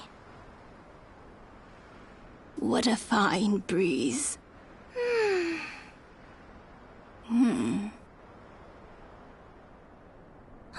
Grandma, don't you think it's about time? Everyone seems really nervous, and I think I've proven myself to the village. When did you notice? When the amulet went missing. I mean, you're the only one who could hide something so powerful from everyone. Such a clever child. Talim, I knew you already were powerful enough, but that wouldn't be enough to convince the rest. Therefore... I know. I am sorry for testing you. It's okay. My name means Sharp Blade. Even the last priestess has to face danger sometimes in order to survive. It sounds a bit perilous, but I like my name. Talim. Go. You've earned the right to. You're the only one who can right such a wrong and return the shard to its proper place. But you must promise you'll return. I know. I promise.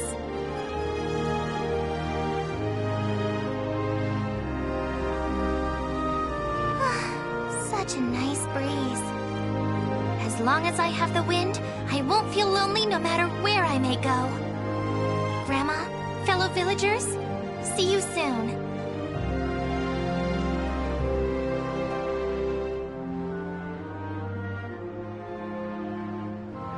The names of the warriors whose fates were bound to the two swords have been etched into the very fibers of history.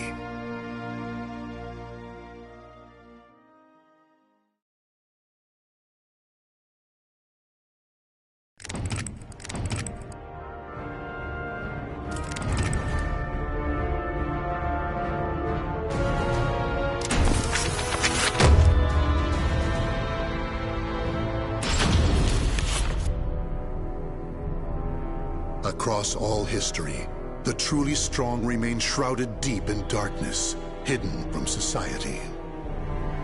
They carefully erase all traces of their existence, so that when later generations look back on history, it is as if they were never there.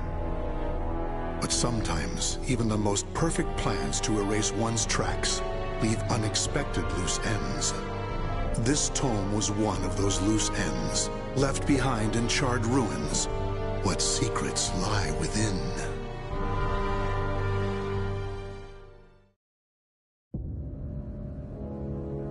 Za-Salamel created me.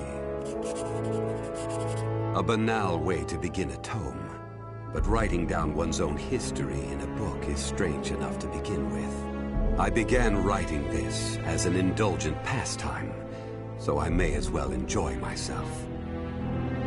Now, about the cursed sword known as Soul Edge.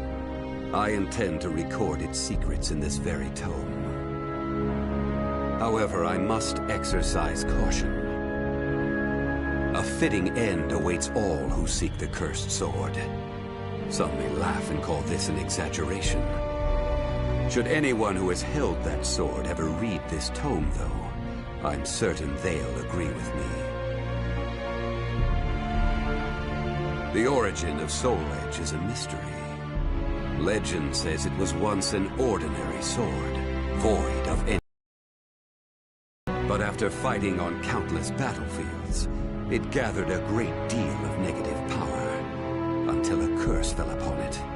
That much is true. All who took Soul Edge in their hands became slaves to the blade, murdering until they bled their last drop of blood. That is why so few know of it, despite its appearances time and time again throughout history. Until, that is, an age long past, when there appeared a man with a mind powerful enough to resist the sword's control. He was known as the Hero King.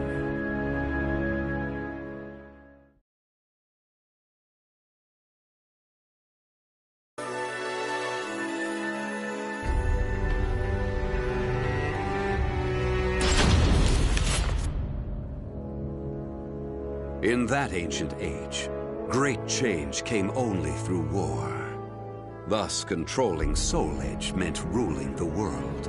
The Hero King, being the man he was, one could say it was inevitable that he would bring peace to this warring world. I won't record the Hero King's name here. Someday I may decide the time is right to reveal it, but that time isn't now. It is said the Hero King lost Soul Edge due to his jealous son. After the Hero King killed his son, the spirit sword Soul Calibur was born from the remnants of the Cursed Sword. Indeed, the Cursed Sword and the Spirit Sword both come from the very same steel. While the name Soul Edge is known to a select few, the name Soul Calibur is known to almost no one. There is a reason the Spirit Sword was never revealed to the world. Some say the Hero King created the Spirit Sword, but the truth is that the Hero King risked his life and failed.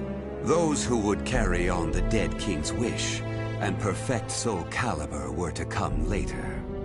They were known as the Guardians of the Spirit Sword. Like a thief in the night, they took the Spirit Sword and withdrew into the dark recesses of history. They told others of the Hero King's Spirit Sword, and that they were going into hiding to both prevent Soul Calibur from being used for evil, and to prepare for the threat of Soul Edge.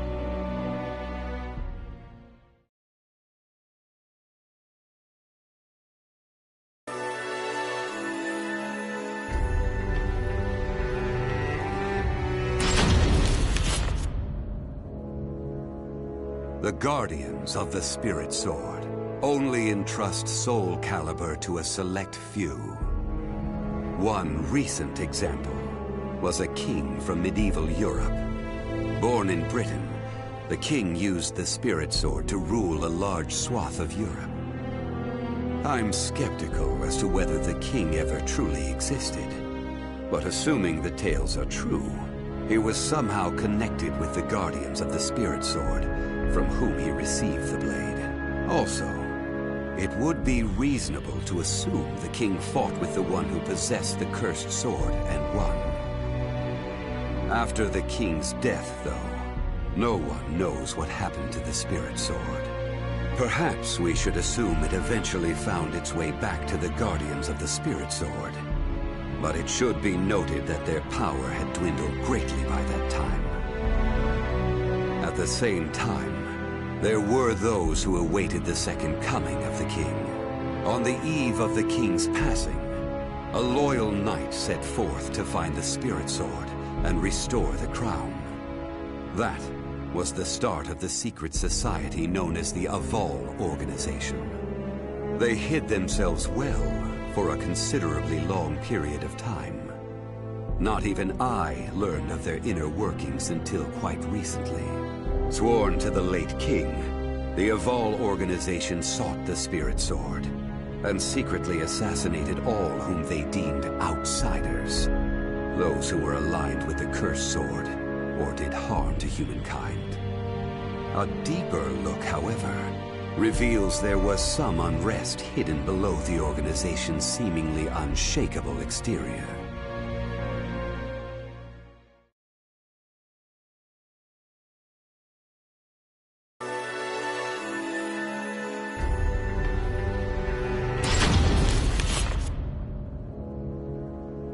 After slumbering in the shadows of history, Soul Edge was awakened by the pirate Cervantes de Leon. Cervantes attacked the ship of one who had won Soul Edge at an auction. He stole the cursed sword and became its puppet. Soul Edge changes its form depending on its wielder. When Cervantes took up the cursed sword, it transformed into 2 blades. And after nearly 30 years of slumber, it caused that terrible catastrophe. Cervantes and the cursed sword were defeated by a female warrior, and one of the blades was destroyed. Shattering without coming in contact with the Spirit Sword was a first for Soul Edge. Immediately afterwards, the evil seed occurred. The evil within Soul Edge was unleashed upon the entire world. Why did the evil seed occur? What havoc did it wreak where it landed? Not even I have any way of discerning this. But one thing is certain. Ever since that day, the cursed sword's mal-vested kin have been swiftly multiplying. What does it mean to be mal-vested? It's extremely hard to define, for the resulting phenomena are so varied. There are those who undergo monstrous transformations, while others look no different from ordinary humans at first glance. In addition to humans, some animals have experienced transformations as well. Common traits of the mal-vested include heightened fighting instincts and violent tendencies. Some become beasts, hungry only for slaughter, while others use strategy to entrap powerful foes. But they all slip into towns and cities, seeking blood under the cover of darkness. Sometime after the evil seed, the Azure Knight Nightmare appeared. Rumors said he possessed Soul Edge, and his string of indiscriminate murder seemed to agree with this. Personally, I was also interested in discovering this knight's true identity. I then received news that the Aval organization had encountered him and were defeated. It intrigued me that there seemed to be someone in their organization deeply interested in the evil seed.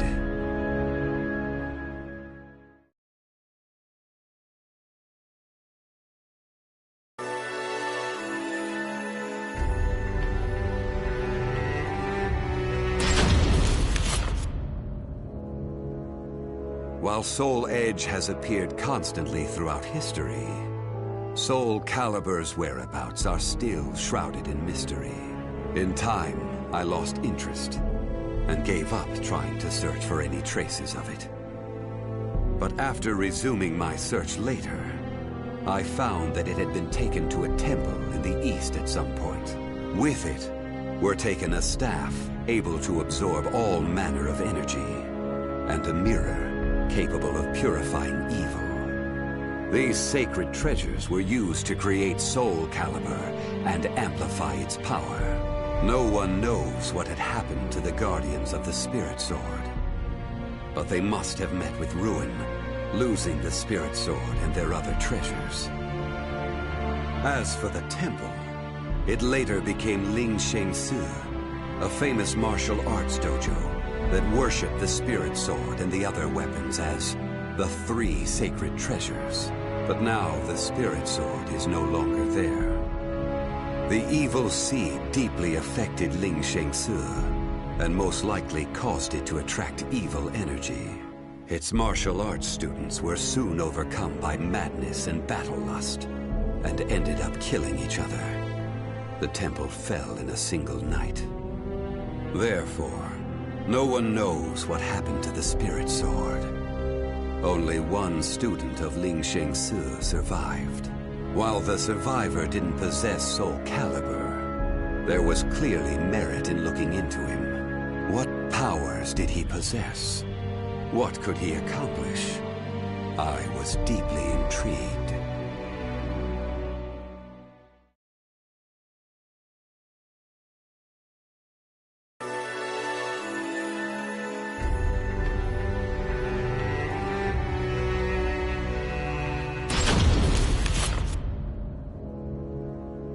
I only started writing this tome as a pastime, but in order to give it a clear perspective, I must reveal my identity.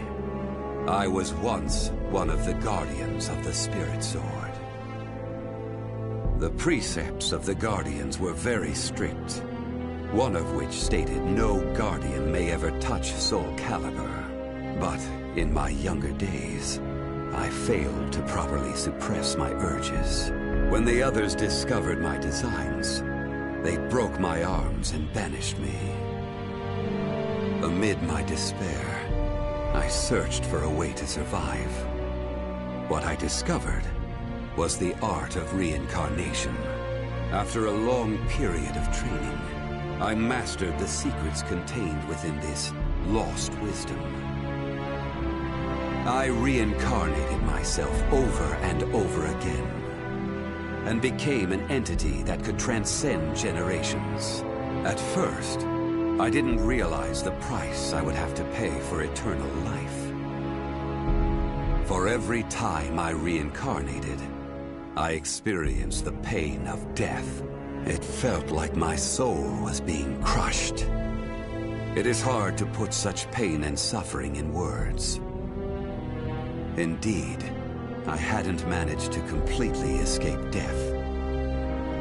No matter what one may accomplish in life, death remains inescapable. My bodies have lain in countless graves, but my soul will never rest in peace.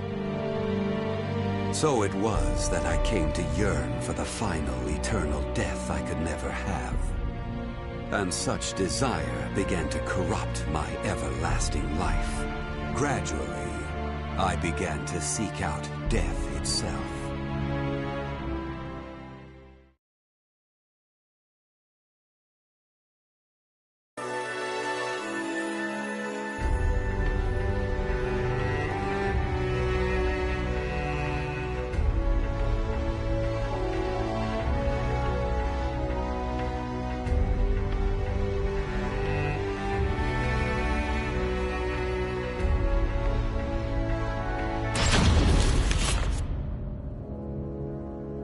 That was 1,000 years ago. My desire for death was at its peak. That longing for true death led me to even take hold of Soul Edge. Wisdom, power, battle lust. In those days, I felt I could do anything. But when it was over, I was forced to confront just how prideful I had been. As a puppet of the cursed sword, I kept fighting to my last breath. And for what? I fought in an age of endless war that spanned the world, all to establish a certain dynasty. That is all I'll say on the matter. I've lived as every type of person. Old, young, man, woman. But I've never felt as much joy as when I wielded that power. However, not even the cursed sword could free me from the chains of samsara. And so I died, and was born again into this world.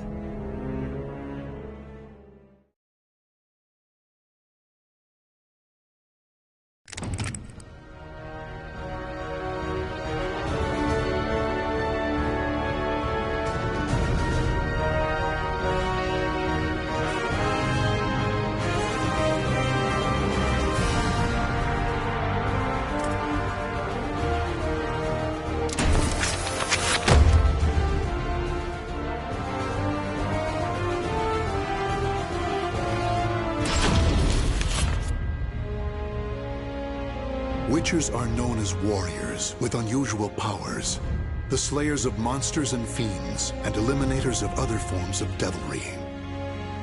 One day, the elite witcher Geralt took on another contract, his task, to subdue a sorceress. The now aged woman, though ever strange, had been greatly respected, yet in recent years, rumors had spread that she was dabbling in the dark arts. She had achieved prominence as a researcher of planes, but if she were to call forth a demon from another dimension, it could have grave consequences. Accordingly, she was a threat to be assessed and, if found guilty of iniquity, a threat to be contained. In search of the truth and prepared to mete out punishment as necessary, Geralt made his way to the ruins of a citadel standing amidst marshlands.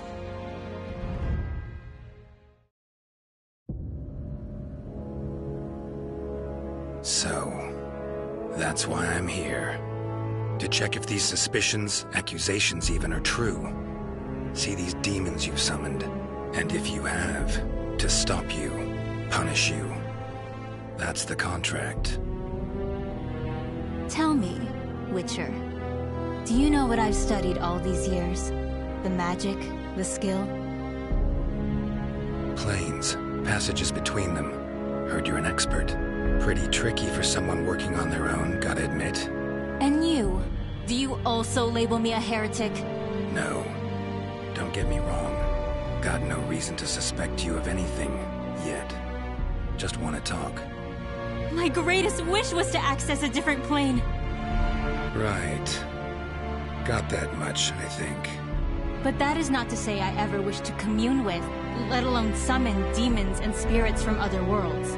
Through rifts into other dimensions, I explored the possibilities, sought another plane. I was but a fisherman casting a line. And then it happened. What happened?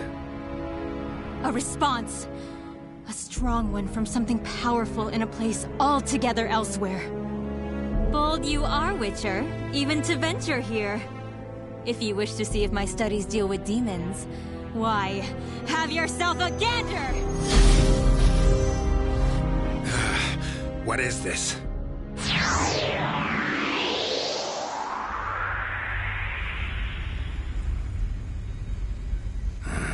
Head's pounding. Where the hell am I? Some sort of passageway between planes? What's at its end? Another dimension? Whatever it is, sure doesn't sound pleasant.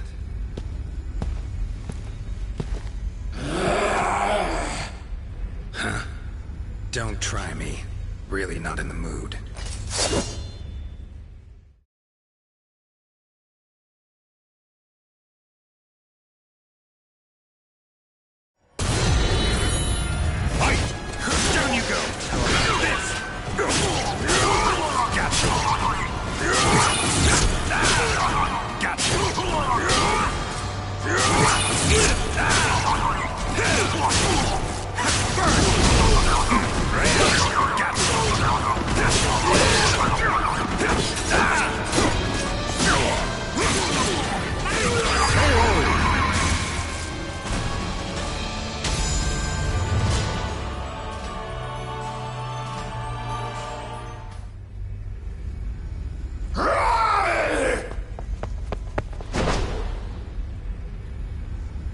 Damn it.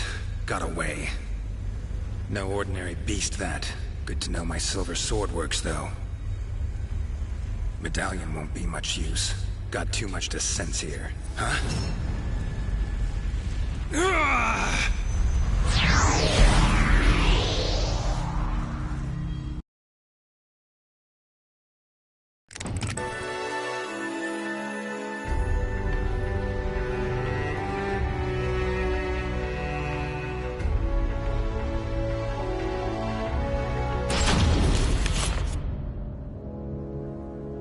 Other planes exist. How about that? Kaer Morhen. Sure brings back memories. No way this is real, though. Some sort of magic. Gotta be. Huh. Exactly like I remember.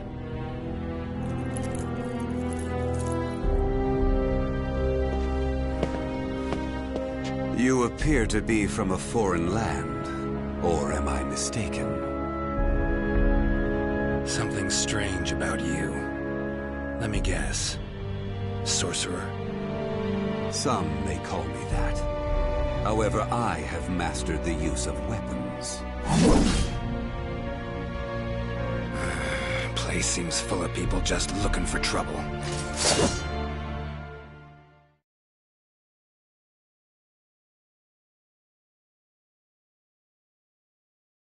Battle 1. Fight! Down you go! This! Gotcha! Bring up my plans! Battle 2. Fight! This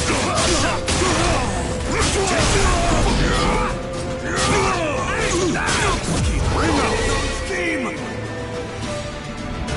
Battle your hope in shreds! Fight!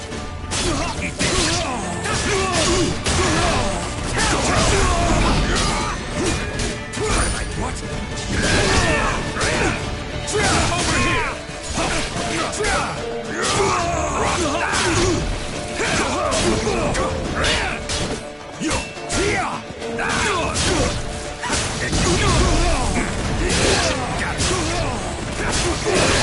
Okay.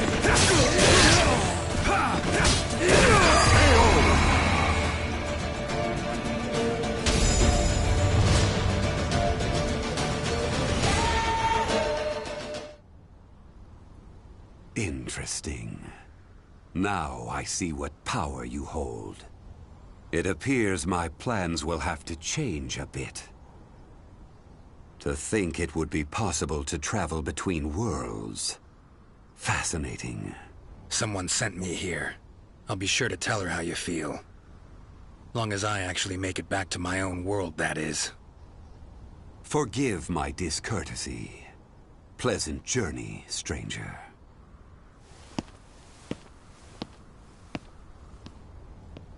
Every which way you turn here, you get a skilled warrior, including that last one.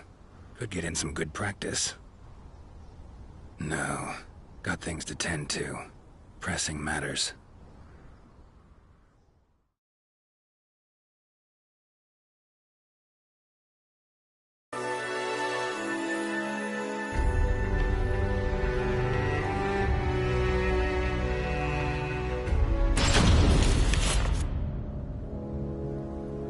Strange as all hell, this place. They seem to believe in magic, but refuse to practice it. Should have enlisted that guy's help. Might have been a real sorcerer. Preparing potions will be a pain. Huh?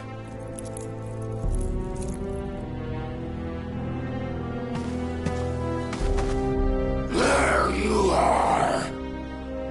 You again? Get teleported here against your will? Believe me, I know the feeling.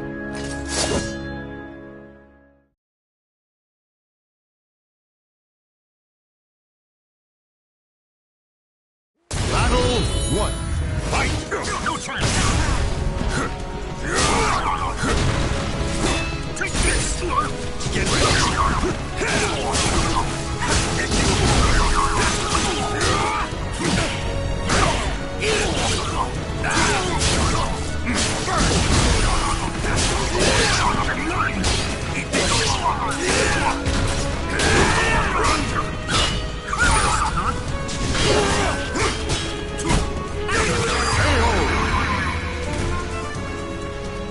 Battle 2. Fight! Eat this!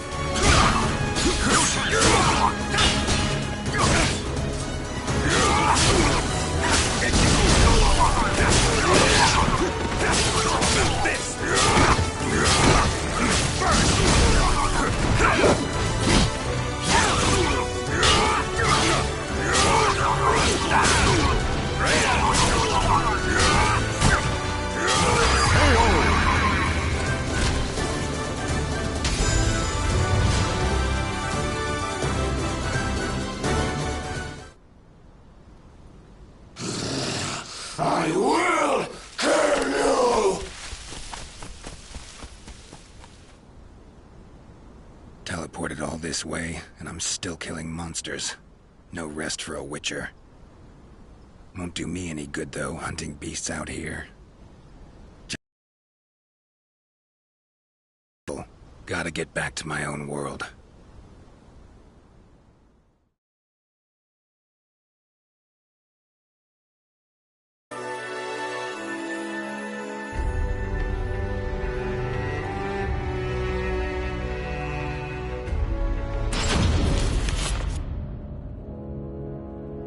Seem to be places of power in this world, too. Marshes, mountain-bound vales. Source of the power could actually be in another plane. Speculation of that sort's best left to mages, though.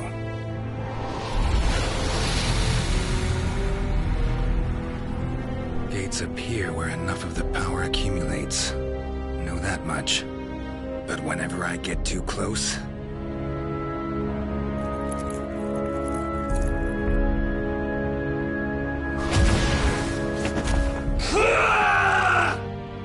that happens. Sorry, not of this world. Don't know your customs. So have a taste of my own special welcome.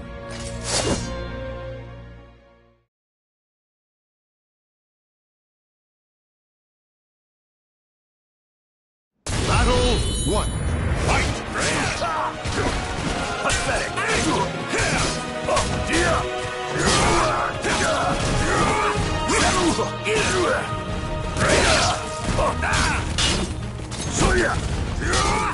Soya!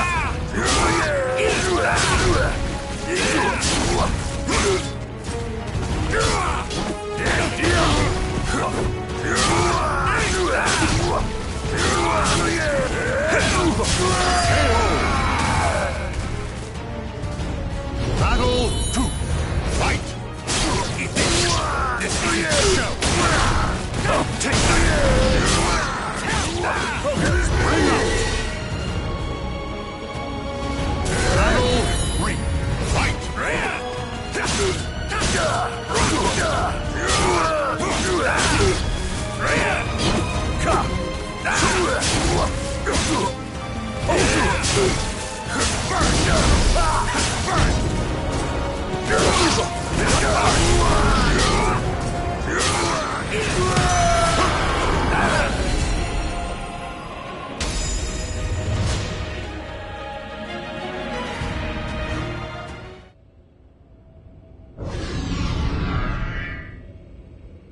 Damn it.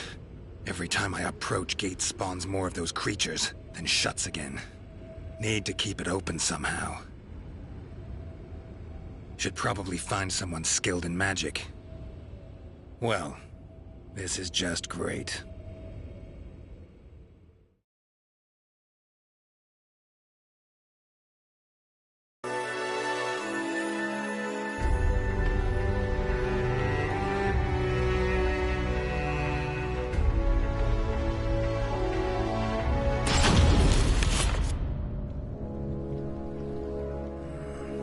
Looks like a place of power. So where's the damn gate? What is it you seek, stranger? You must be that old man I've heard about. Got a favor to ask of you. Is that a friend of yours?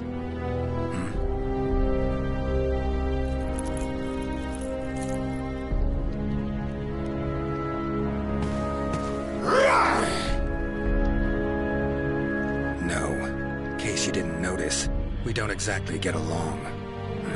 Freaks around here really seem to love me. I will kill you! Yada yada. Let's get to it. Show you how a Witcher does things.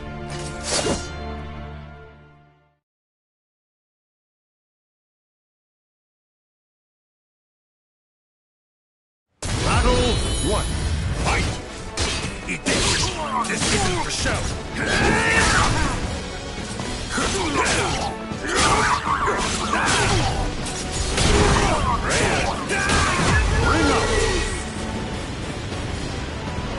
Battle 2.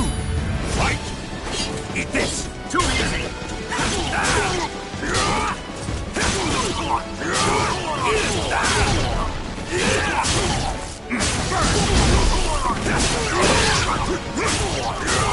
Gotcha!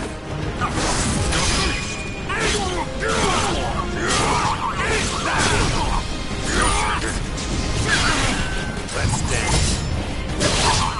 Stand out. Now take my steel!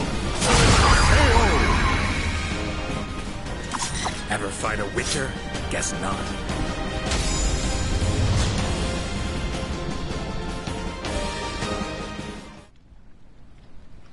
So, that's how I ended up here. Listen, there a gate around here that connects to other worlds? As you know, the gate to astral chaos sometimes opens unexpectedly. But to open a gate to another realm, you would need to utilize the power of the sword locked deep within astral chaos. Go on. Simply open not be enough. You need a signpost that definitively points the way.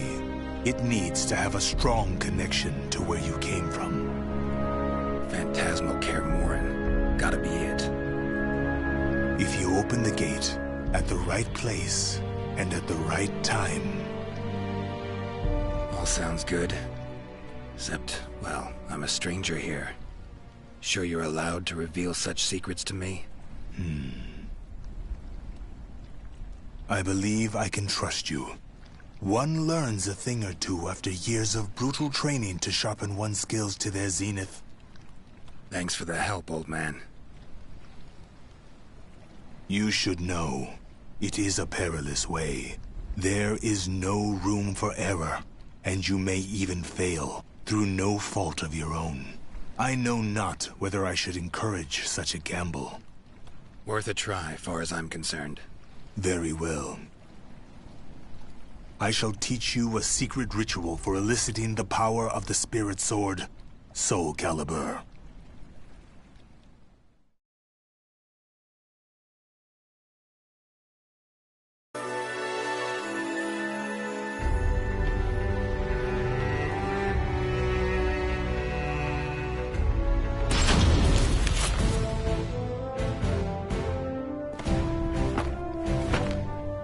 We finally meet, Geralt.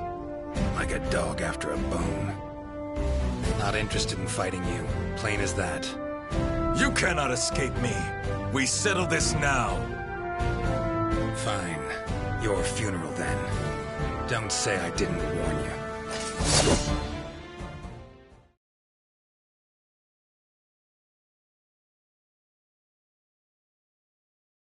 Battle 1.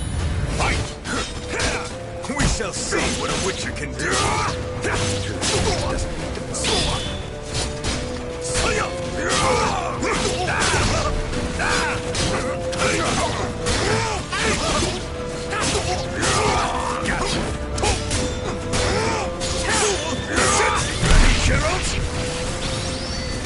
Really?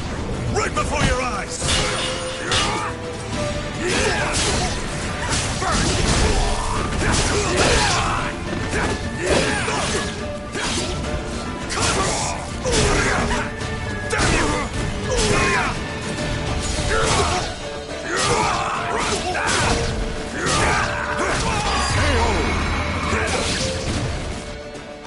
Battle 2.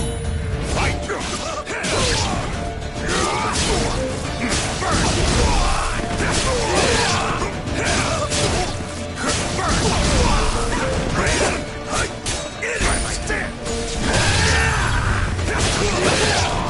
Mercy! I have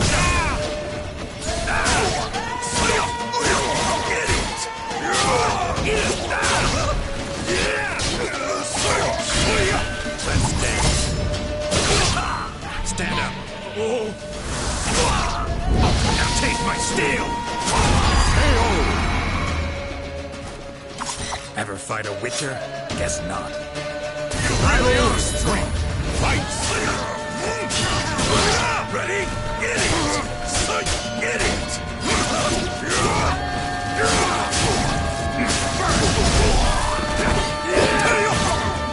Your sons! Not out now! You're a star.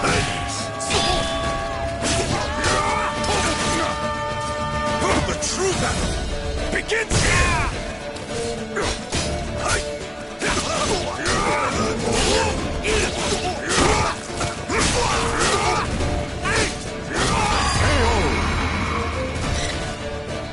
This nuisance really has taken a shine to me.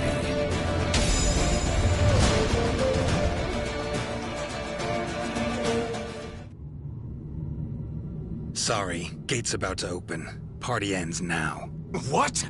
But I was just getting into it! Had a worthy opponent in you, no two ways about it. Love to finish our fight, but, well, Witcher duties call. So, you are returning home? Very well. Come back anytime. I'll be waiting. So long, Samurai. It's been emotional.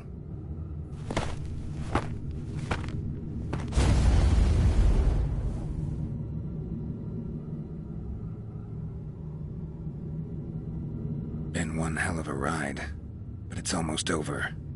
Finally. Great. Now just need to get through the damn gate. Let's do this. Sri Vasu Svaha. Ah!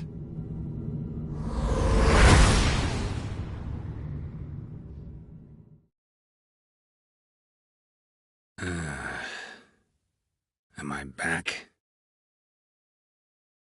Witcher! As I live and breathe, you have returned. Head feels like it's gonna explode. Mind keeping it down? Forgive me. My methods were a bit harsh. However, at least now you know I am innocent, no? How was the other world? Do tell! Well, it'd take some time. Then step over here and make yourself comfortable. Would you care for some fine wine? Warm welcome. Nice and all. But as I see it, you owe me a lot more than that.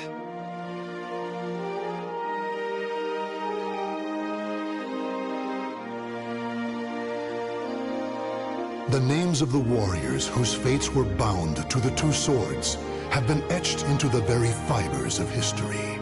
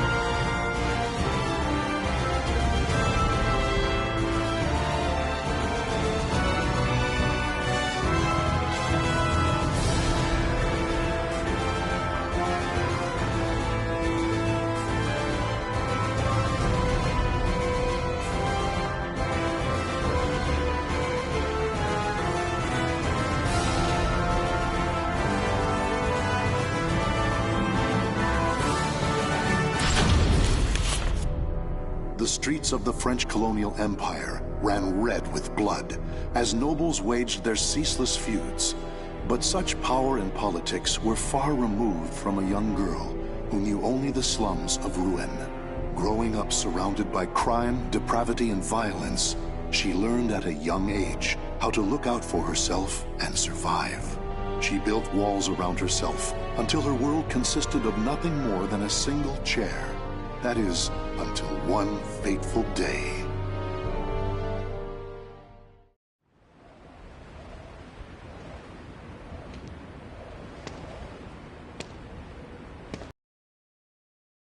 For a few days at least. Check it out. Red's wandering around on her own again. That girl. It pisses me off how she ignores us. Relax, she'll turn up face down in a gutter soon enough. What do you say to a little wager on when that'll be? Sounds fun. You're on.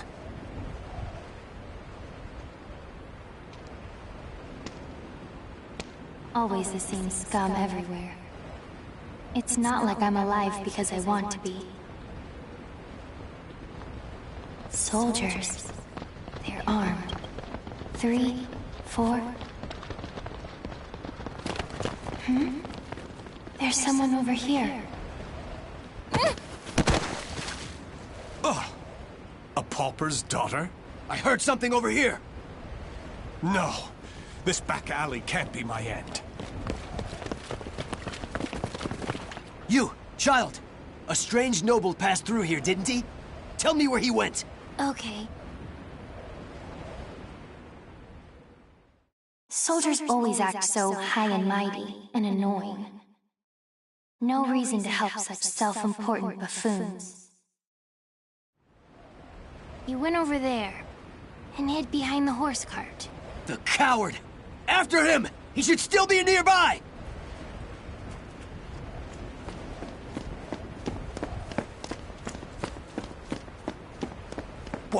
What?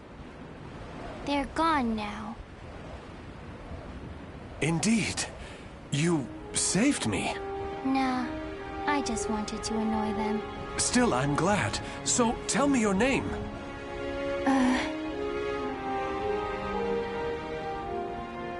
My name? I'm Red. Wait.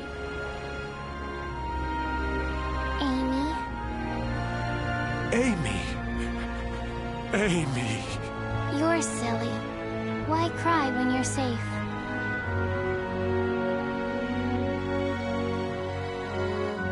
Raphael. That's what he called himself. I don't know why I decided to go with him, but I did. It was pure chance I was there when those soldiers came, and I only lied to annoy them. And yet, Raphael wanted to give me a better future. But hope only leads to disappointment. I've learned that by now.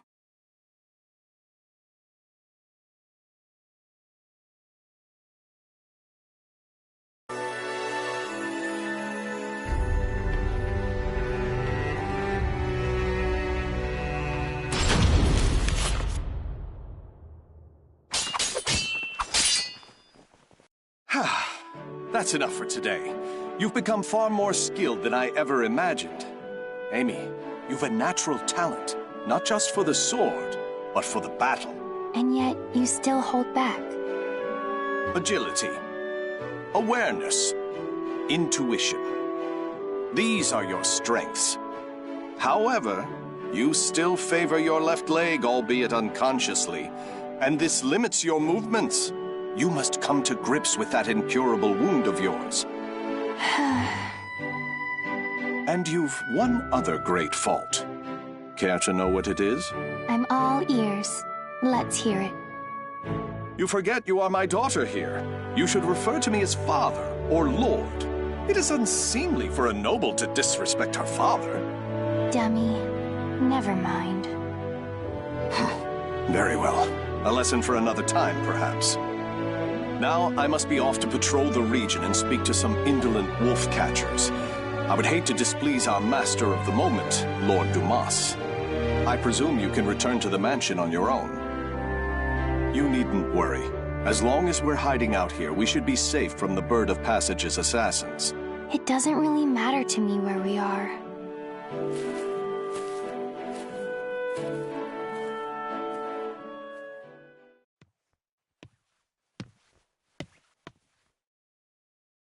My weakness, my injury, that day. Don't be foolish. Stealing the Holy Stone? You must know the truth by now. The Aval organization has betrayed the Lady of the Lake. It's Lord Dumas. But who's the other guy? How do you know of that? Your knowledge of their betrayal is why you left them, is it not? You are a devious man, Lord Dumas. If there was someone you wished me to meet, you should have just said so. What nonsense do you speak now? Wouldn't you agree? Do you always lurk behind doors and eavesdrop, young lady? Amy, is that you? My apologies, Lord Aswell. This young noblewoman is a guest staying in my hall. She is still new here and must have gotten lost. I'd expect nothing less, Lord Dumas. You are trying to test me. The light of emotion burns dim in her. Her caution rivals that of beasts, and she does not hide her fangs. This girl is no noble woman. She isn't? But then... Wisdom dimmed by age is a beautiful, exquisitely human sight. My business here is finished. My thanks in advance for your support of the qualifiers, Lord Dumas. Thank you, little lady. You have made this visit a delight. Those who seek stasis must never cease their step. Cover yourself with the veil of refinement, young lady. Or perhaps I should say, young Amy.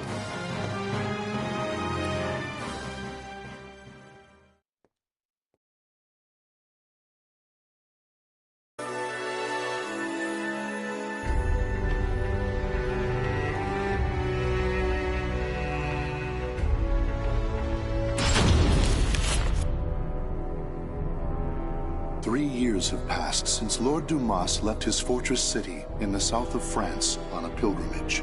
Raphael, having been named Lord Dumas's heir, officially adopted Amy as his daughter. Amy spent her days receiving a noblewoman's education, while further honing her unparalleled skill with a sword. However, it was unlikely she would ever use those skills in actual combat, or it would have been had her keen eyes and cautious nature not caught wind of the danger threatening her land.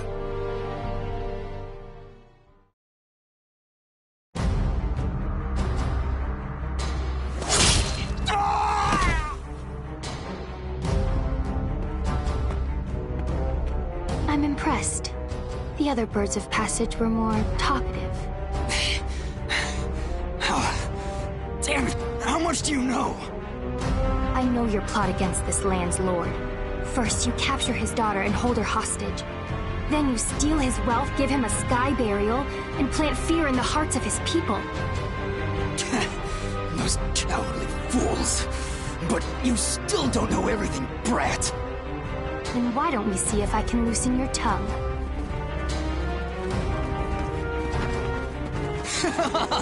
Stupid brat!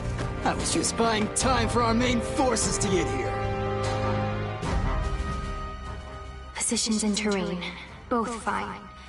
5 of them, no backup. You think we'll capture you alive? Ha! It's a sky burial for you. We'll flay your skin, pluck out your eyes, and send your defiled corpse to your father. Finally, you're all here. Huh? Hunting down the wolves of these forests is my father's job, but I'm happy to dispose of a few unwelcome birds.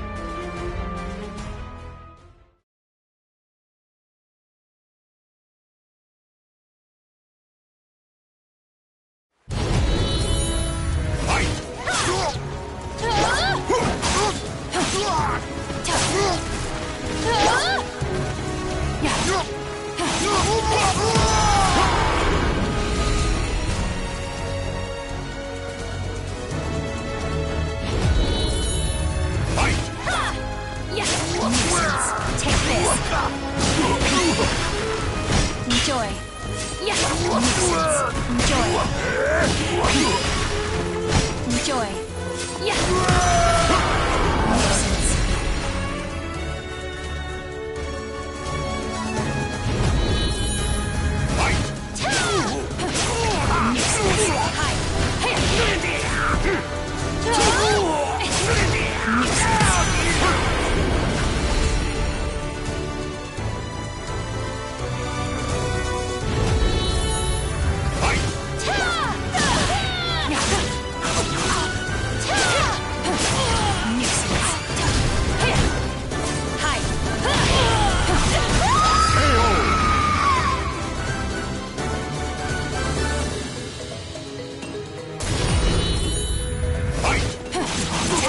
Was it by chance that you targeted us?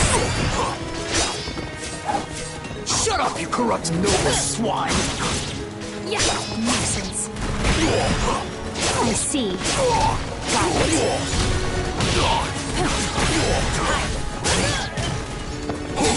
Hi.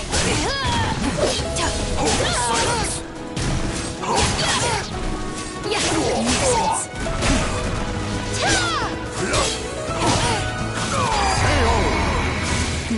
Is there anything else I should ask?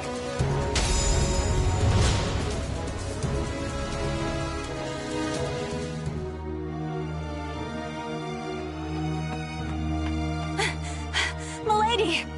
Malis, you're late. My sincerest apologies, but that's not the issue here. Why must you insist on putting yourself in danger? And what happened here? Bird of Passage assassins. I doubt they can still move, but be careful. These louts have caused trouble time and again in town. To think they would dare violate the very lands of Lord Dumas's estate. For Milady to have uncovered and foiled whatever dark deeds they plotted is proof of your extraordinary talents. But please, no matter how skilled you may be, do not go to battle alone. Without a proper escort, you will find yourself in dire straits one day. And more importantly, I'm sure our young lord worries about you. Malus. A butterfly learns it can fly when it leaves its chrysalis. So, what about a bird? When it leaves its nest? When it flies. Raphael's probably worried. I'll go home now.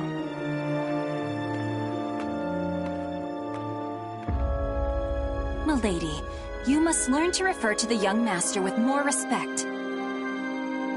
Such an incorrigible girl.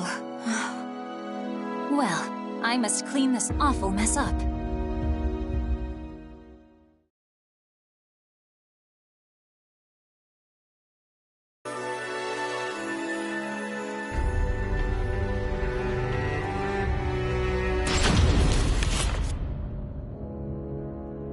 Malus, where is the key to the annex? I'm sorry, milady. I know where it is, but I cannot tell you. None may enter the library unless a problem has arisen. That is the rule. And you think this isn't a problem? It is true he does nothing but deal with dubious folks and broods over strange works all day. If he were his old self, these acts would be unthinkable. But I trust him. He must have a good cause. I see. In that case, how many fingers must I lose before it becomes a problem? Milady, do not jest. Still, your point is made. I shall trust your intuition. Here is what I propose.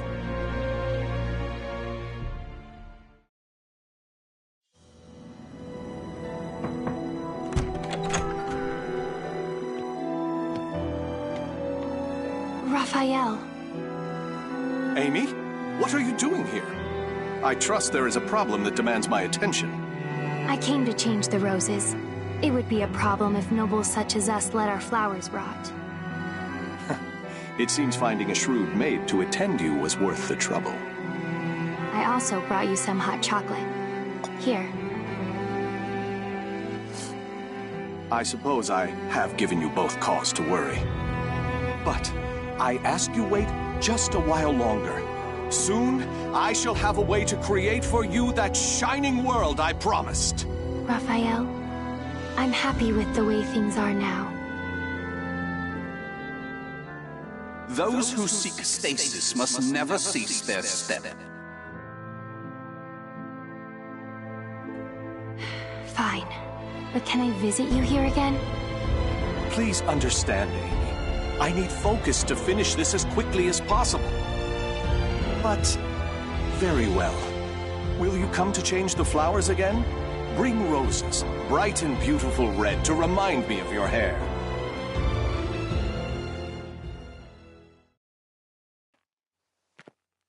What I want is...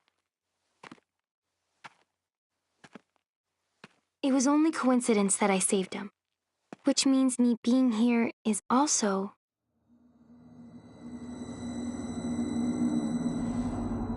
Who's there?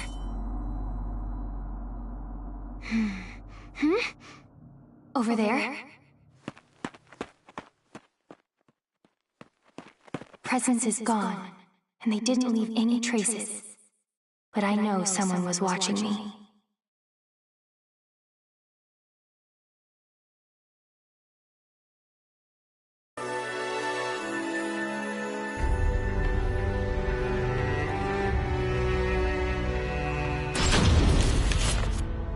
It's been a long time since we trained together, Amy. I shall stay until you are satisfied, since we won't meet again for quite some time. This journey, you'll be gone long? Yes.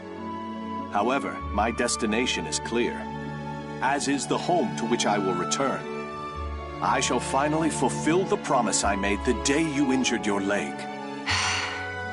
Do you remember your other promise? Of course. The fate of that promise is still in your hands, as it has been since the day we first trained together. Good. Then today, I will prove myself.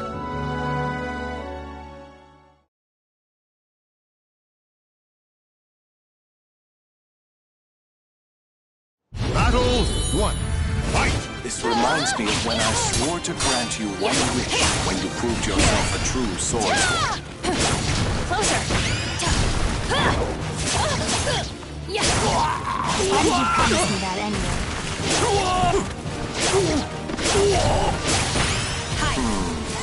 Why? Battle 2. Fight! Perhaps I was enamored with the idea's promises, with vows. Enjoy.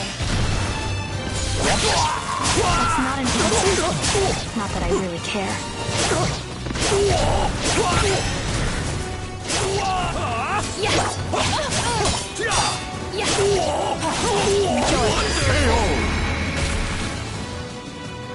Wonderful as ever, Amy. Good luck. Enjoy. So weak. Low. Too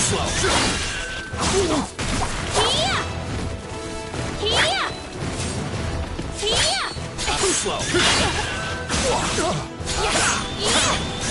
You rely too much on sight.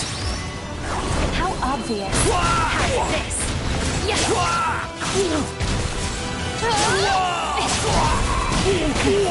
So weak. Low.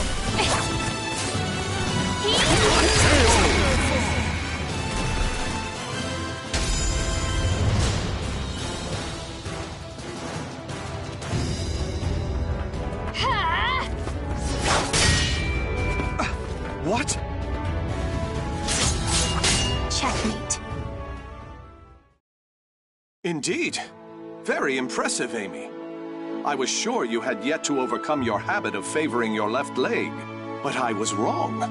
You shorten your step, weakening your strikes while allowing you to quickly transition to your next move.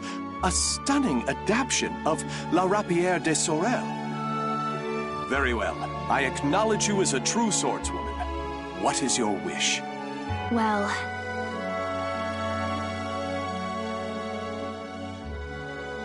what I want... Hurry back as fast as you can. I'll make my request then. Are you sure that returning as fast as I can is not your true desire? Very well. I shall take those words as a command from my one and only queen. I, Raphael Sorel, swear it upon my life. I look forward to hearing the request you come up with. I also have something for you. Will you accept it? What's this? Albion, the Radiant One. I sent word to various contacts in spare moments during my research to have it made especially for you. It is a difficult blade to wield, but I'm sure you have the skill to master it. I hope the bond between us is never severed, Amy. Even when I am gone, this sword will keep us linked. I truly believe that.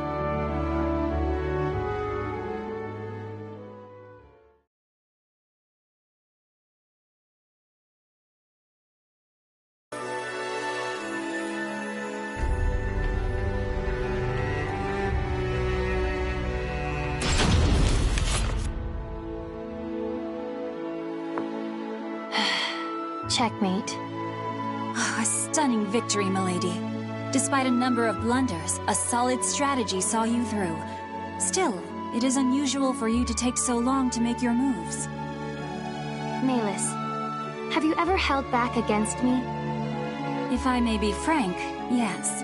On several occasions, but all long ago. Oh, that's fine then.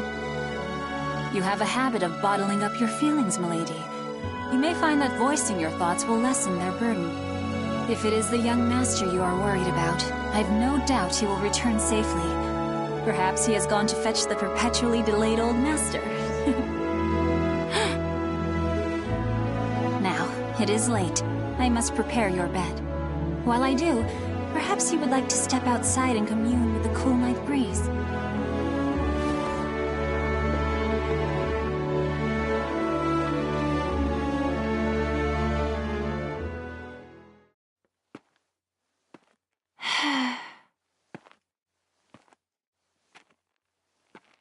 Ever since that day, it feels like my emotions are somewhere else. Voicing my thoughts will lessen their burden?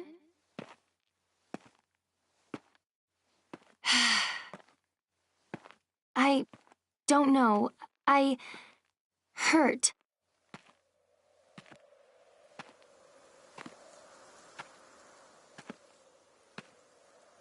Raphael, don't leave me. What? Is that what I truly feel? My wish, the thing I want from him. I was lying to myself.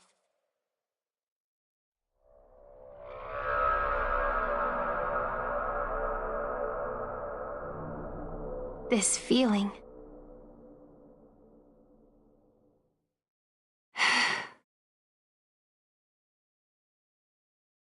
This time they left a trail, on purpose, as if inviting me to follow. Is that a light in the library?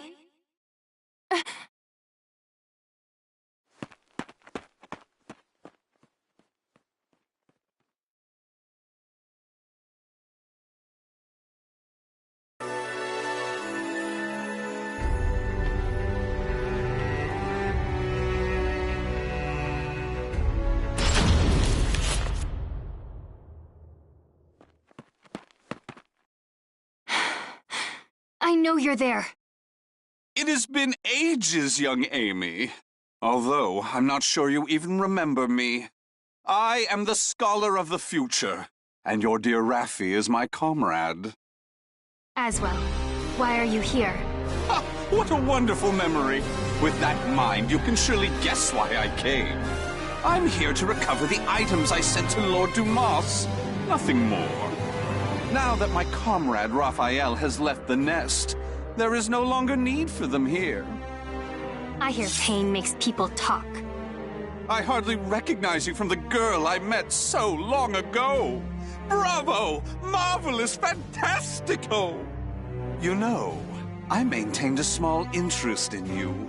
Not only are you the source of my dear Raphael's desperate drive, but I hear intriguing rumors about you.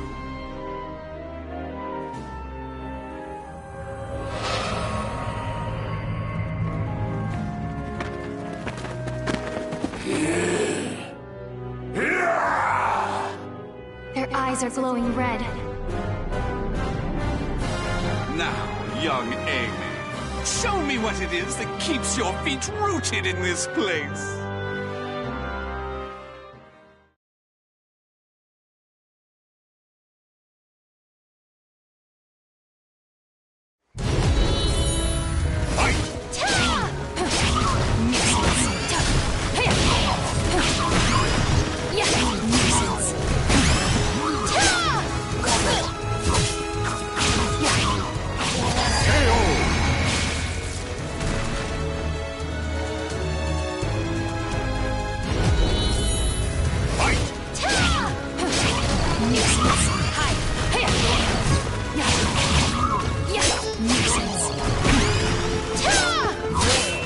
Good luck.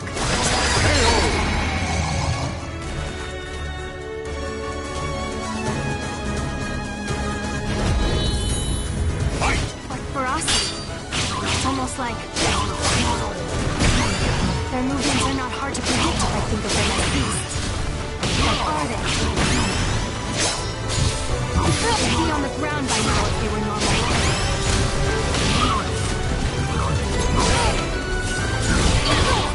Good luck. What are they?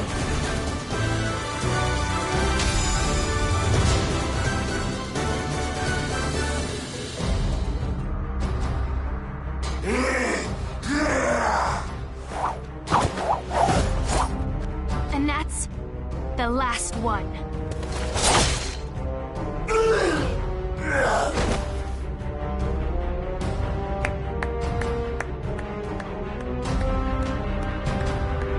I used some of the better filth at my disposal, and yet you bested them with ease.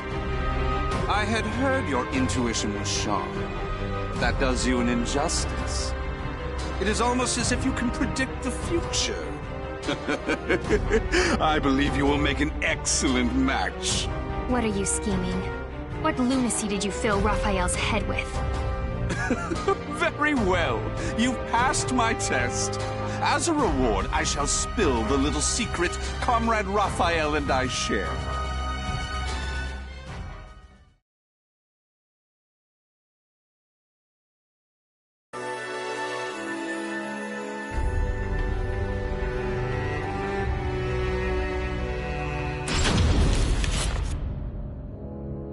If Raphael's plan succeeds, this world of strife shall meet its end. It would be but a simple task with the power of the cursed sword in his hands. I understand your suspicion, so let me tell you one more thing. Those monsters you fought, the mindless scum no better than beasts, they are the Malfested. Those who gained but a small fraction of the cursed sword's power. Malfested? From the cursed sword? Raphael is brilliant, and his skill with the sword is marvelous, but his crowning glory is his madness. That is the true key to obtaining the cursed sword, and I am sure he will do it. Now answer me this, young Amy. What will you do if Raphael's mind is lost and he becomes a monster? What's that supposed to mean? It's an ironic twist of fate that those with the abilities to reach Soul Edge are most vulnerable to it. They either end up its meal or its marionette.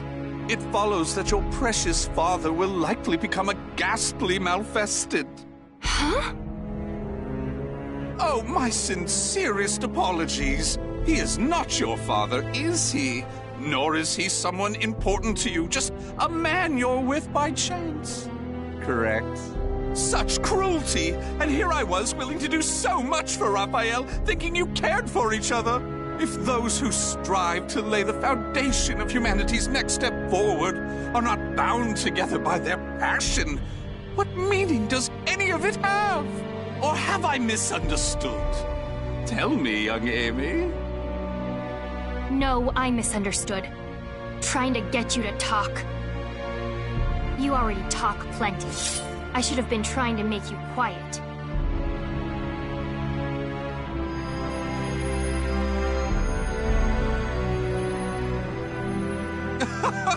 What a lovely color. You were once little more than a living doll, but now you are so very human. What a perfect subject! What a dramatic change! You wish me silenced? You wish to save Raphael? Then you'll need to impale me on that sword of yours.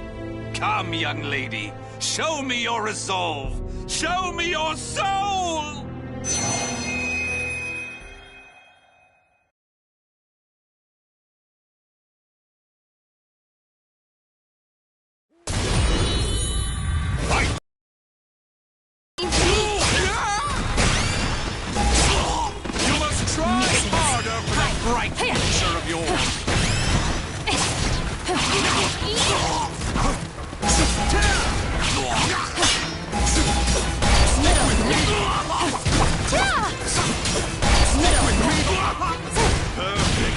Just give me a little bit more! For the human race! Pathetic.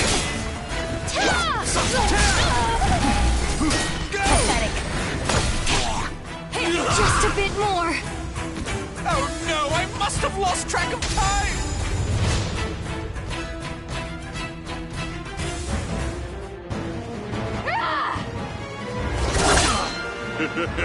What's the matter?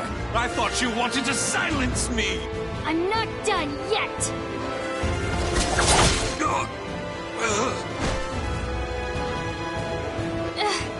What was that light?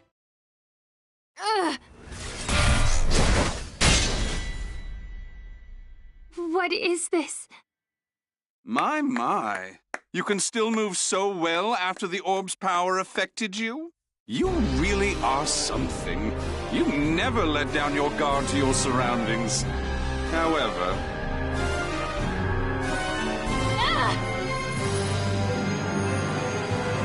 No matter how acute your perception, you cannot predict the impossible, can you?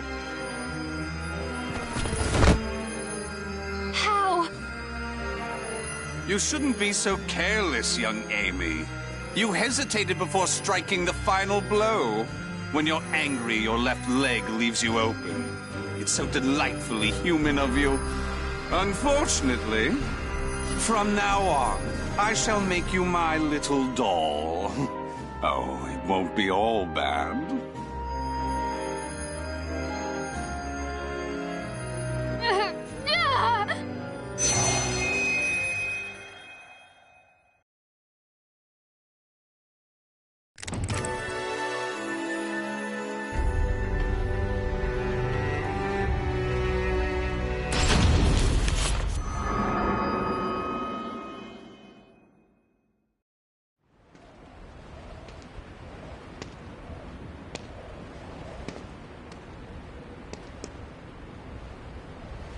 I'm in ruined slums? Check it out. Red's wandering around on her own again. That loathsome brat. She took everything from us. I'm gonna feast on her torn flesh. Nothing left will satisfy my fury. You must know the things you've done. You deserve this. What's going on here? Soldiers? 4 of them, with spears. These footsteps. They're... I have nothing left. Life is but a series of betrayals. Raphael! None shall give me a second glance if I look like this. Raphael! Can't you hear me? Raphael! This way! Over here! No. This back alley can't be my end. The footsteps lead here. A surprisingly stupid move for him. Surround the alleyway! Search everywhere! Yes, sir! Wait! No! There he is! Kill him if he resists! So this is where it ends. Death to traitors! I die in disgrace. Alone, without so much as a name on my lips. Fate, I curse thee!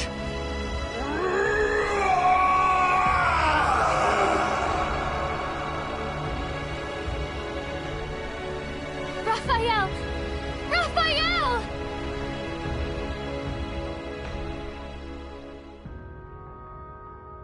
Raphael. Why did I shout his name? I still don't even understand why I decided to follow him. It was mere chance that I saved his life. Nothing more. But from that moment on, Raphael was always there for me, providing me with the future. Hope only brings disappointment. I know this, and yet...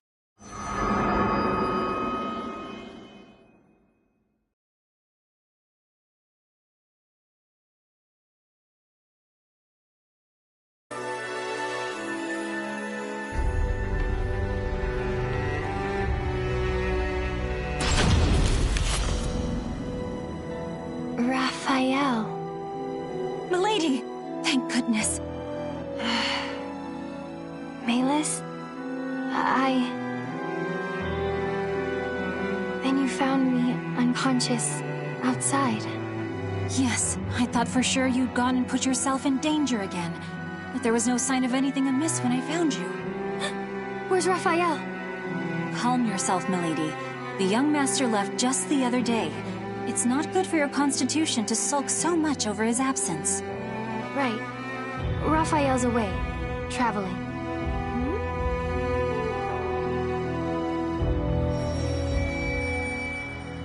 He's searching for something.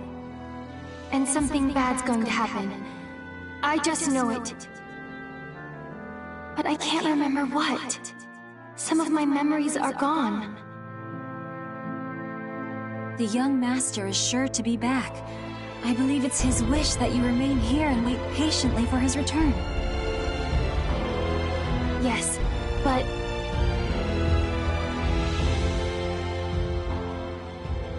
those who seek stasis must never cease their step.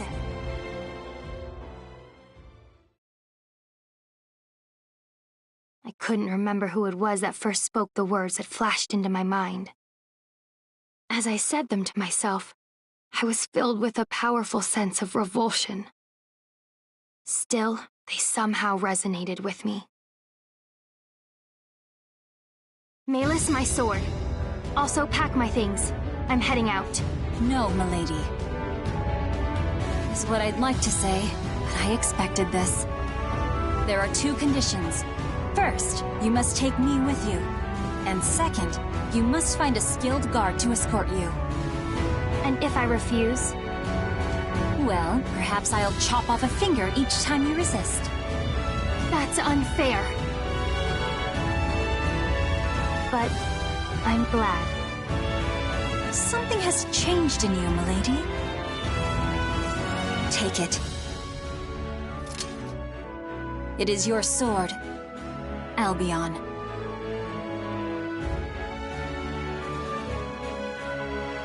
I swear upon the sword that binds us.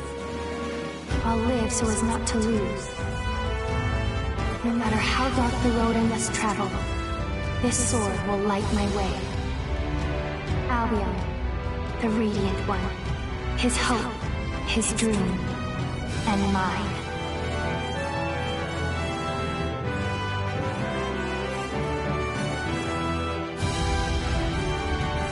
The names of the warriors whose fates were bound to the 2 swords have been etched into the very fibers of history.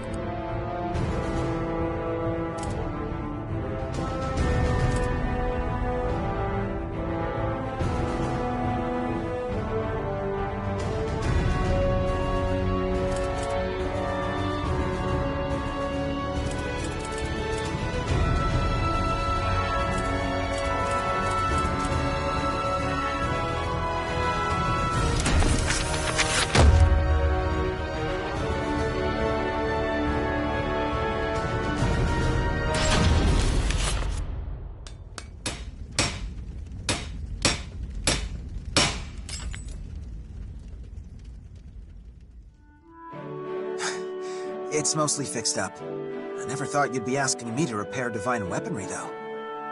Wow, look at this! No wonder you're the best smith around. The sword's perfect. The shield's great too. But the belt grip feels a bit off. Got it. I'll admit I'm surprised. If these are Sophie's old arms, that means they're divine relics crafted by the god of the forge himself. They shouldn't be this beat up just from wind and rain.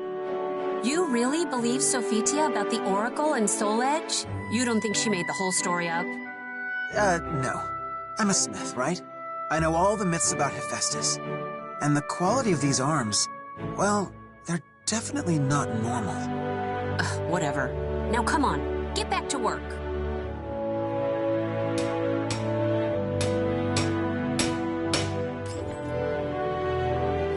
Very nice. Now let's see if they work right. I guess you're close enough to Sophie's size to test them, but if you're returning them to the shrine, do you really need to? Well, what if she wants to use them when she gets back? Come on, pick up something and fight me, Rothion.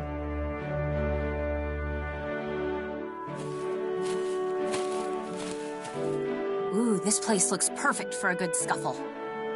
Are you sure about this? Sophie will kill me if I hurt you. Let's make a deal. If I win, you have to tell me if Soul Edge has been resurrected. How did you...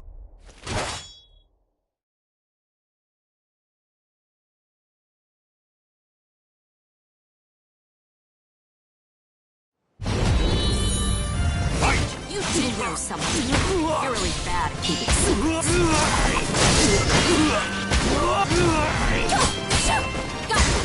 Cassandra, when did you learn to fight like this? Got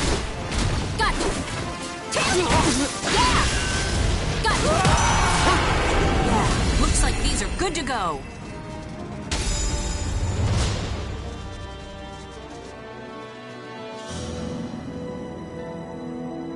So Sis left on a journey to destroy the resurrected Soul Edge? Yes. I made her a new set of arms with the Iron of the Gods that Hephaestus gave us. That's why that sword and shield were still in the shrine. Ugh! I'm so mad right now. Sorry for keeping it from you, but I didn't think it would be right for me to explain her absence to you and the others.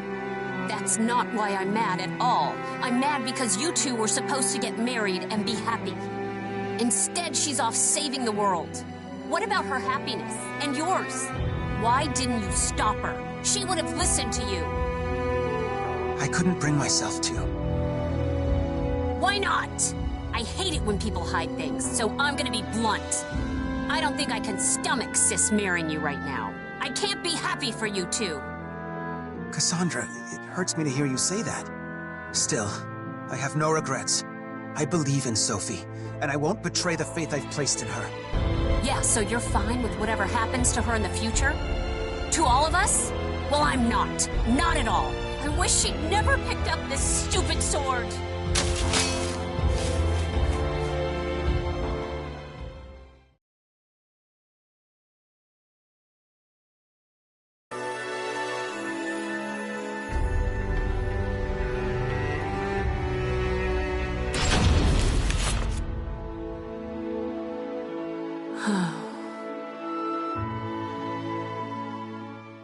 I really messed up.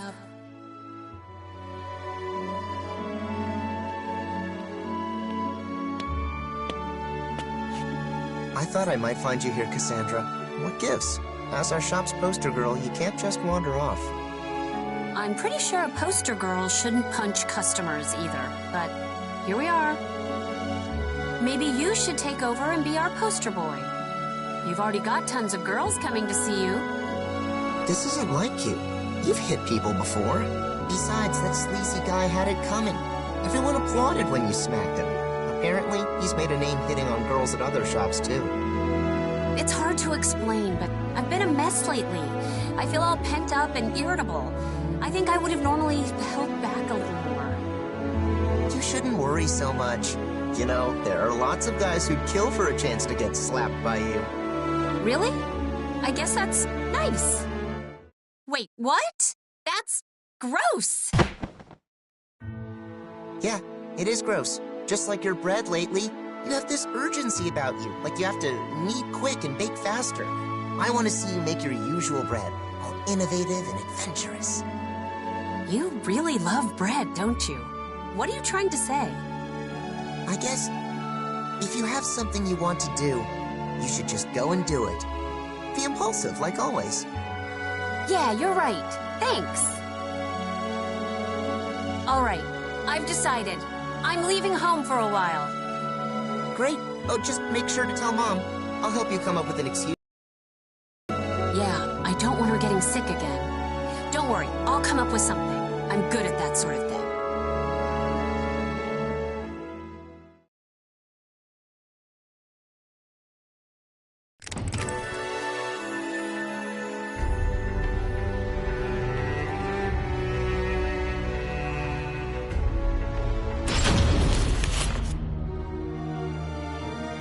This is the place.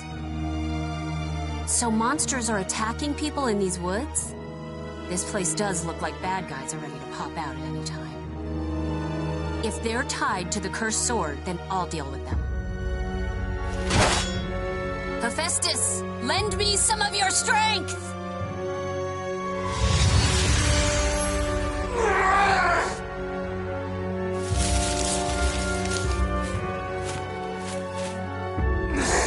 Who are you? Divine power can come in handy sometimes, I guess. Still, that's a lot of them. Die! I want your blood! Yeah, whatever. Now bring it on, bad guys!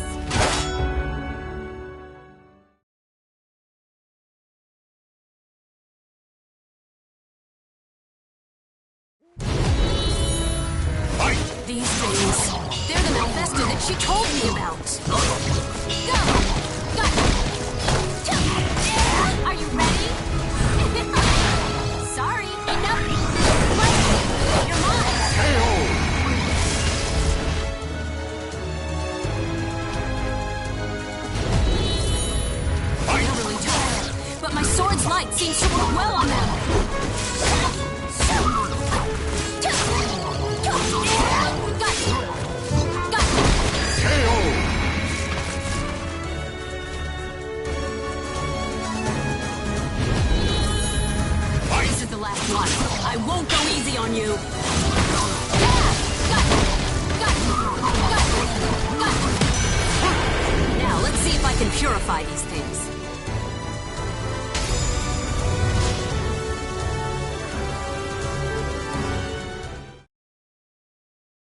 I think I just do this?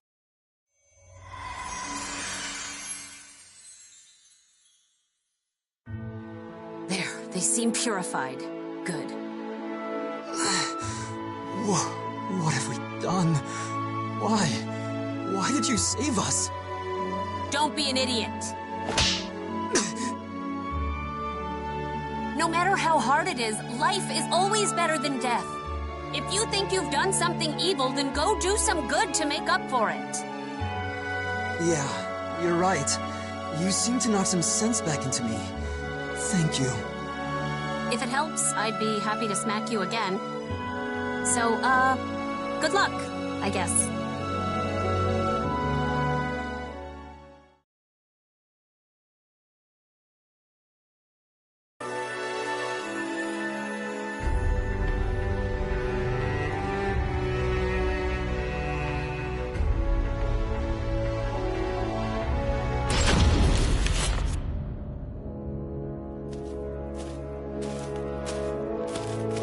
We've been walking for forever.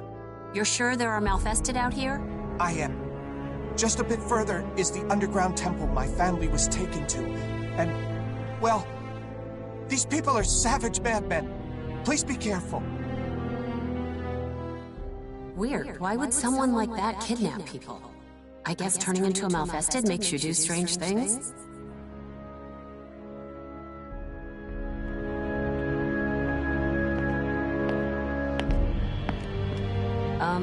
Is this really the right place? I don't see anyone around. It is. But, well, the truth is, you have to run! This is a trap! Huh? Ah!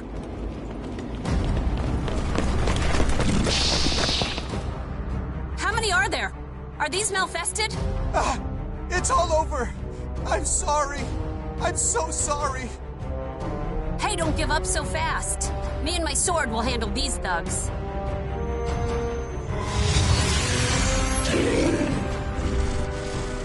Huh?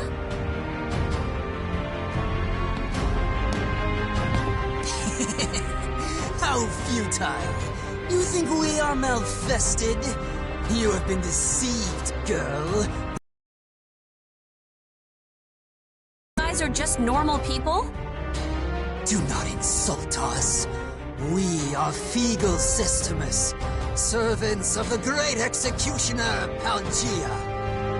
Well, good for you. So what do you want? Do not pretend to have forgotten. You have interfered with our holy rituals time and time again. Curse you, Sophitia Alexandra! What? Oh, I get it. You're angry at Sis, so you set up this little trap. Aren't you ashamed ganging up on one girl? You're trapped. But still you take that insolent tone. You'll receive no mercy. No mercy? That's my line. I'll make you pay 100 times over for targeting my sister.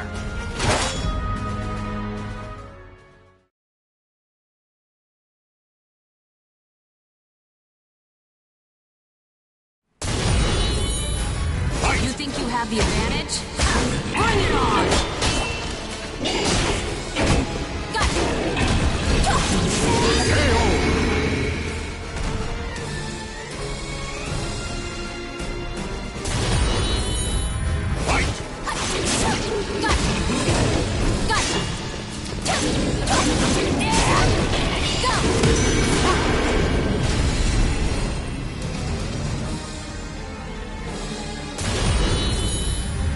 Just keep coming. Fine. We'll just take out their boss.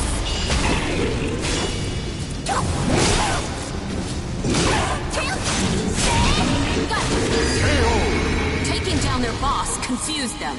Now's my chance.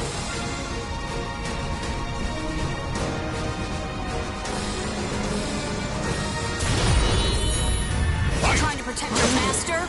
Get out of my way. Take this!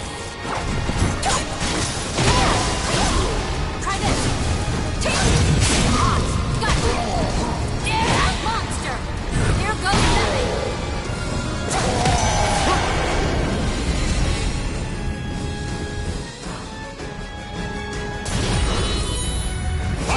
long enough. Time to make you pay. How did you break through my forces?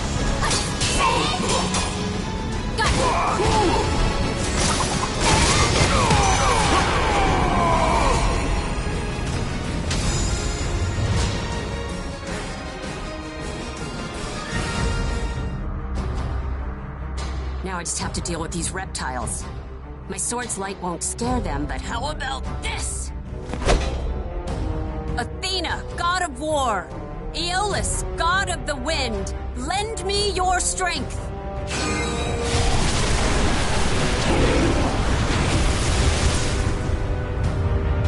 No way! I didn't know I could call up so much power. It's time for us to go.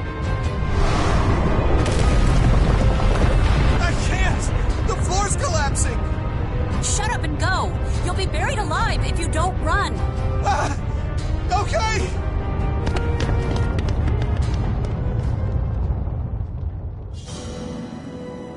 Why did you help them if your family wasn't abducted? They said they'd give me a fortune if I led you into their trap. They even paid some in advance. You think it's okay to betray someone just for money? I'm sorry, but I was desperate. I have a younger sister who's counting on me. Our dad turned into a malfested, and she's the only family I got left. Didn't you think that maybe the person you were tricking also had a family? You can't find happiness by pushing your misfortune onto others. You're right. Every moment I spent lying to you was torture. If you want to do right by your sister, don't deceive people or stain your hands with evil. You've got no talent for it. The rumors about you were right. You're a true holy warrior, Sophidia. I'll do my best to live a life that both my sister and you can be proud of.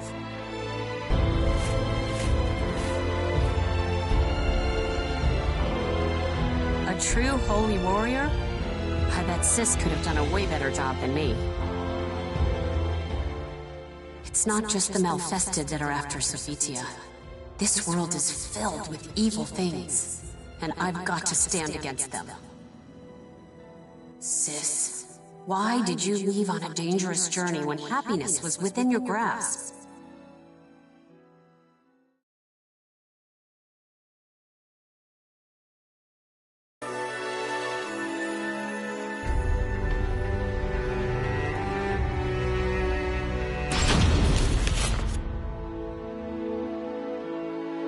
Lately, it feels like I don't understand Sis at all.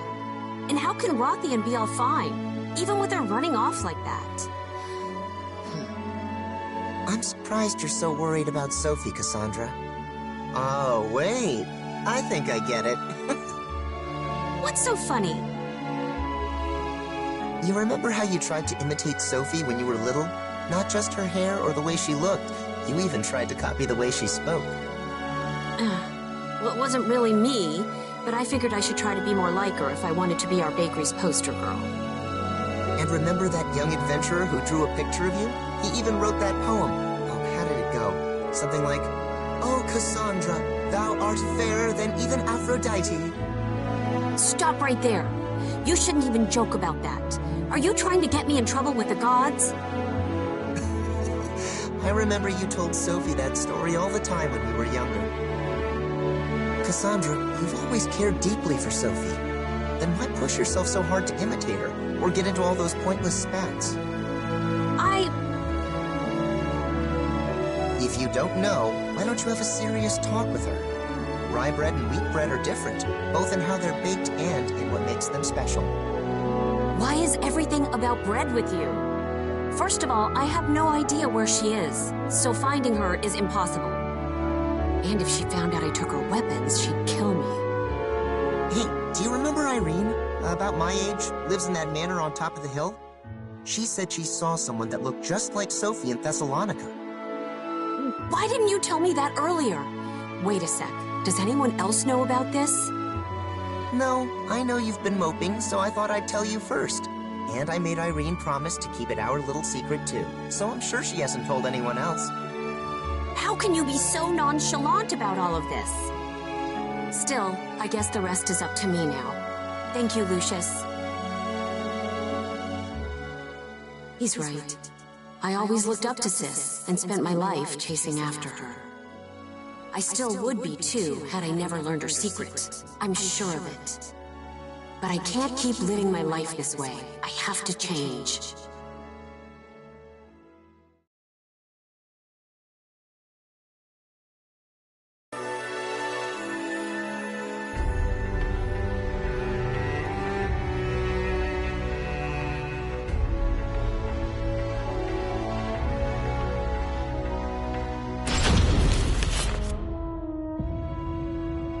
Great Hephaestus, it is thanks to you that I returned safely to my home. I offer my gratitude for the many blessings I received during my journey.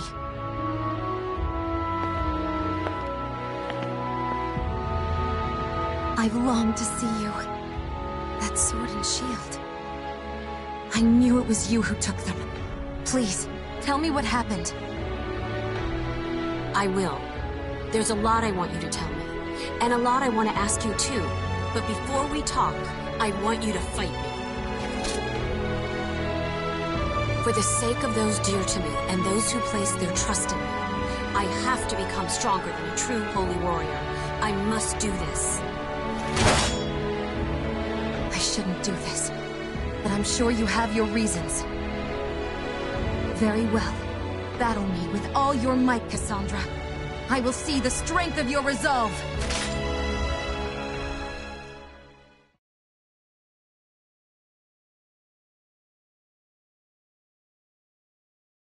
Battle 1. Fight! I'll finally show how you and I are different. Take this! These techniques. You too have been favored by the gods.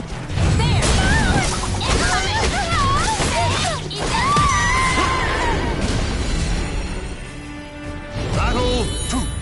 Fight! Cassandra, I sense confusion and desperation in your sword. I'll beat you, sis, so that I can fight in your place. Cassandra, there's no one that can replace you. So don't force yourself to replace me.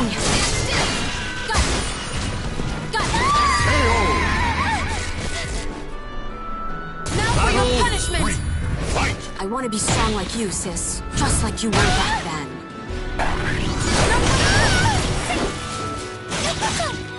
I can tell there's something you want to protect, no matter what. No holding back!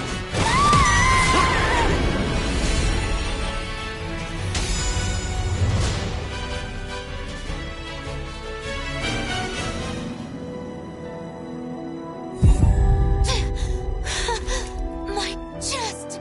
Sis! I'm fine. Don't worry about me. Let's continue. I guess I don't have it in me to be a holy warrior. I can't fight you with everything I have, sis. How can you fight without hesitation? Why did you abandon your happiness and those you care for and go on that dangerous quest? You could have let someone else deal with Soul Edge and save the world. Cassandra, you...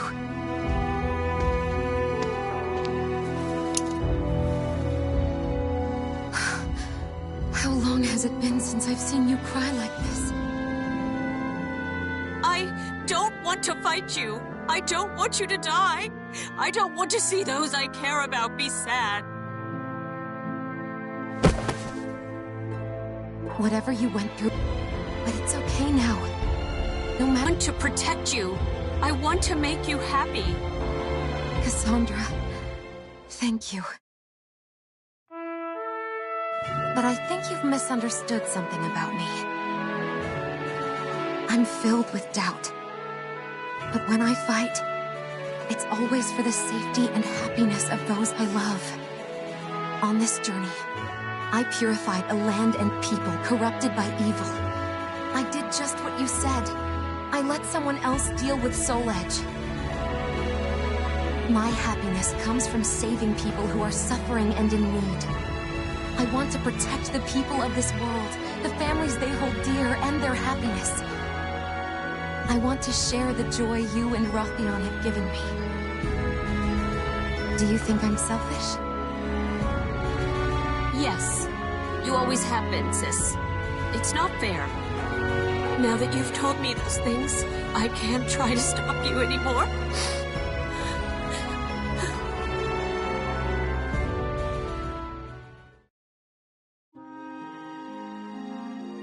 Listen. Weapons dedicated to the gods become unfit for mortal hands. That sword and shield were probably too strong for you to wield. So no using them anymore. Okay, I'm sorry. On my way home, I met some of the people who gave you jobs. Oh, what did they say? They all smiled at your name and were extremely grateful. It made me realize you're already a true holy warrior. Oh, sis. Now come on, let's go home. I can't wait to see everyone. Everyone? Or just your darling Rothion? Cassandra, don't tease me!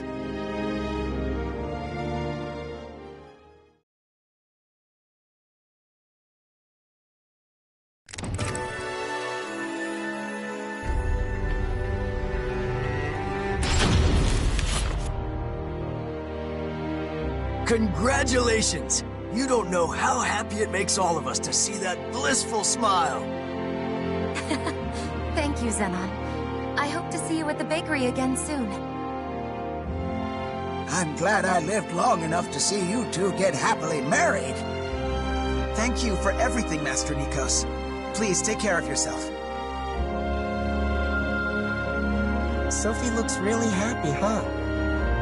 Yeah, that was such a lovely wedding. I'm so happy for her. I expected Mom to cry, but I've never seen Dad sob like that. Really? He started blubbering when you were born. Don't you remember?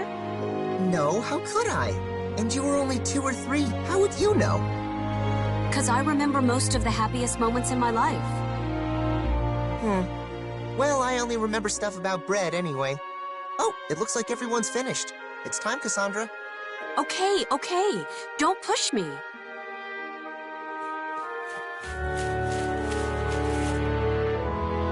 Thank you for today, Cassandra.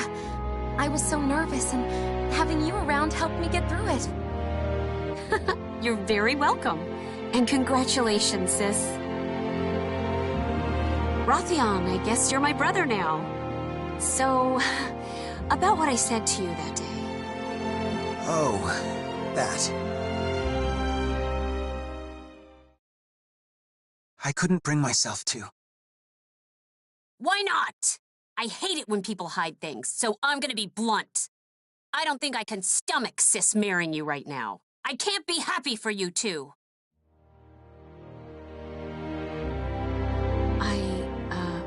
I'm sorry for saying such mean things. And I'm really happy for you two right now. Honest. I believe you. And I'm really glad you're happy for us. It turns out I don't have it in me to stop Sophitia either. So if anything else ever happens, let's work together to help her. I wonder if the 2 of us will be enough. Regardless, thank you, Cassandra. Sis has brought us all happiness, and I'm sure there's even more to come. And if my selfish sister is going to keep trying to save everyone, then Rothion and I will do our best to protect her.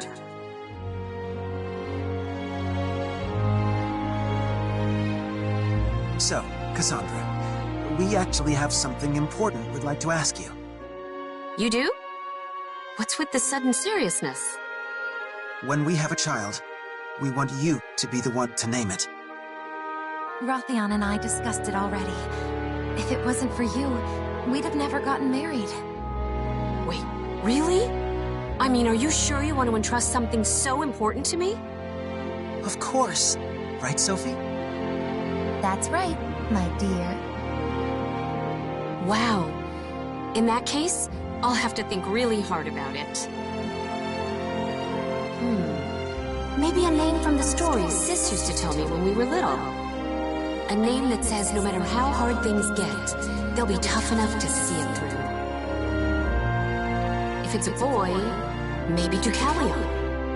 If it's a girl...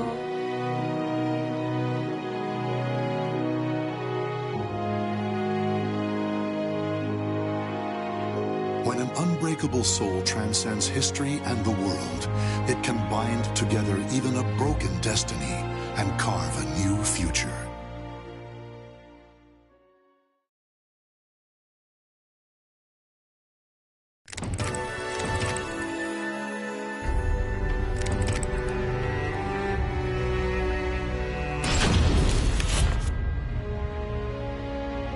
As the daughter of a baker in Athens, Cassandra worked hard in order to support her mother, who had fallen ill from anxiety. 3 years had passed since her older sister Sophitia returned from her holy quest to destroy the cursed sword. But one day, with her wedding drawing near, Sophitia once again vanished, leaving only a note behind. Cassandra was content to look after her troubled mother, who was quite close with her errant oldest daughter, until she realized why Sophitia disappeared so suddenly.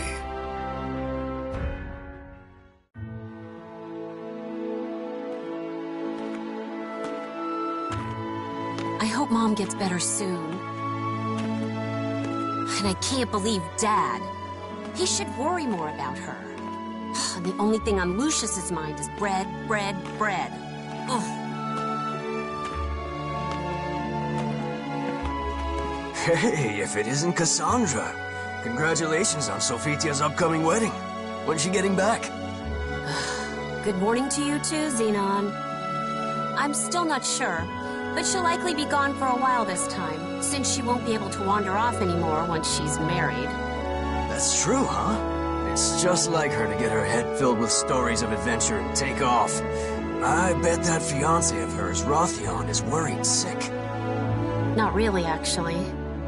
The only ones who ever worry about her are me and Mom. And it's not like I could ever take her place. You think so? From my perspective, you both know how to get a job done. Anyway, keep up the good work. I will. Thanks. Seriously, why did she have to run off again? It's a headache trying to come up with excuses for why she's gone. Still.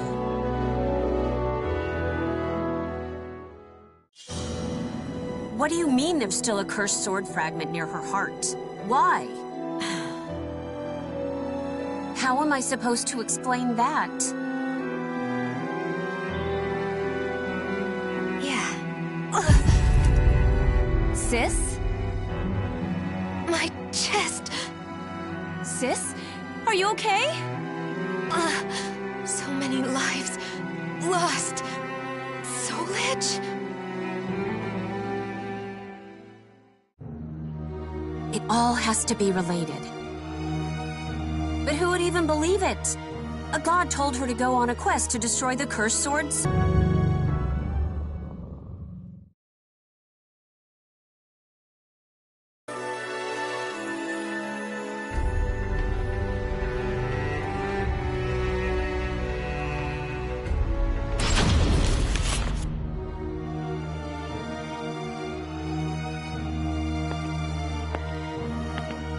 Weird.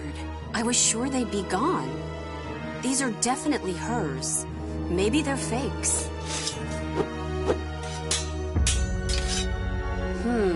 They don't feel like fakes.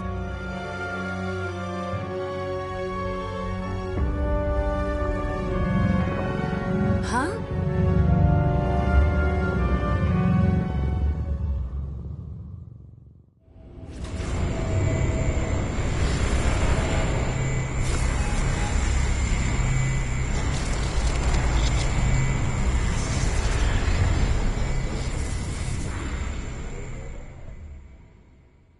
What in the world is that?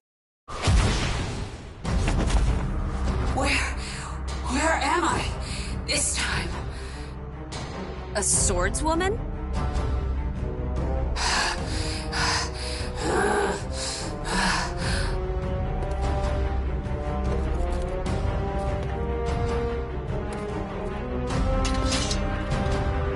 What are you... You don't seem very friendly. Will protect my family Save my sister! What are you mumbling? If you want to fight me, I'll take you.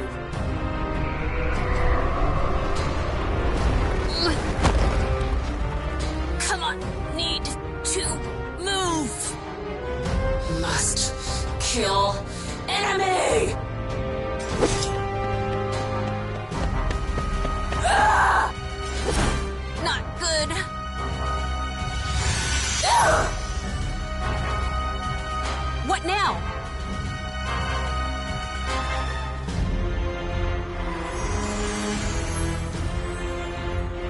Daughter of Akalos, Cassandra, can you hear me?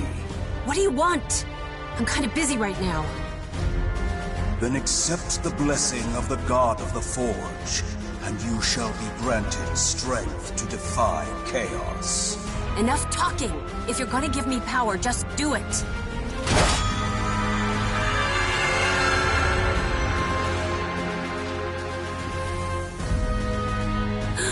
I feel so light. I've never used a sword before, but I'll give this fight my all. That light! Sister!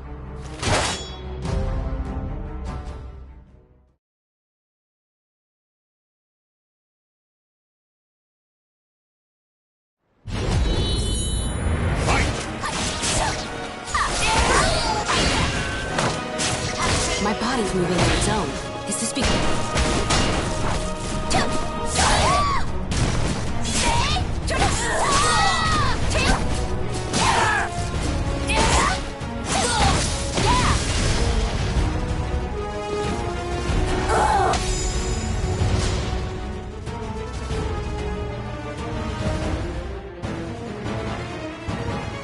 Nothing seems to be working.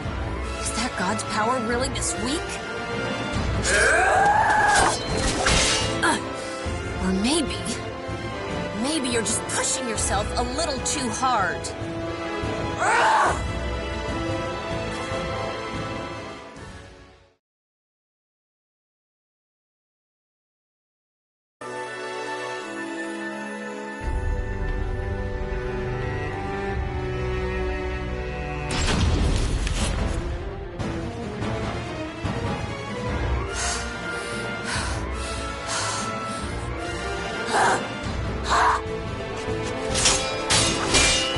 I'm starting to see through your attacks.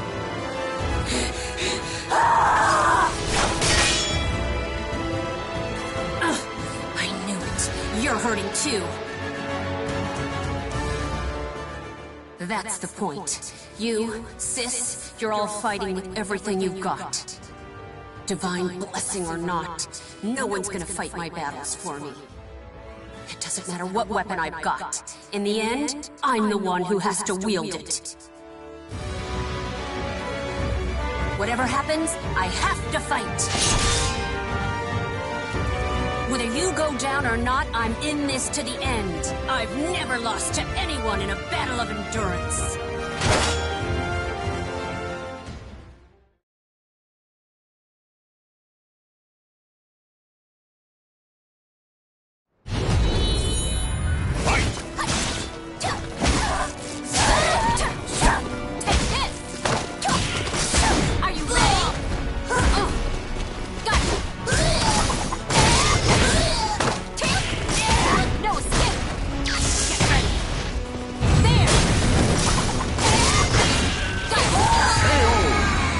Tougher than you.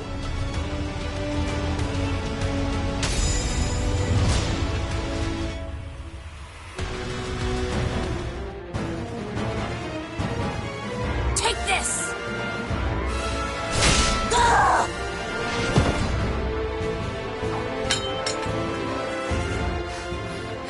Who are you?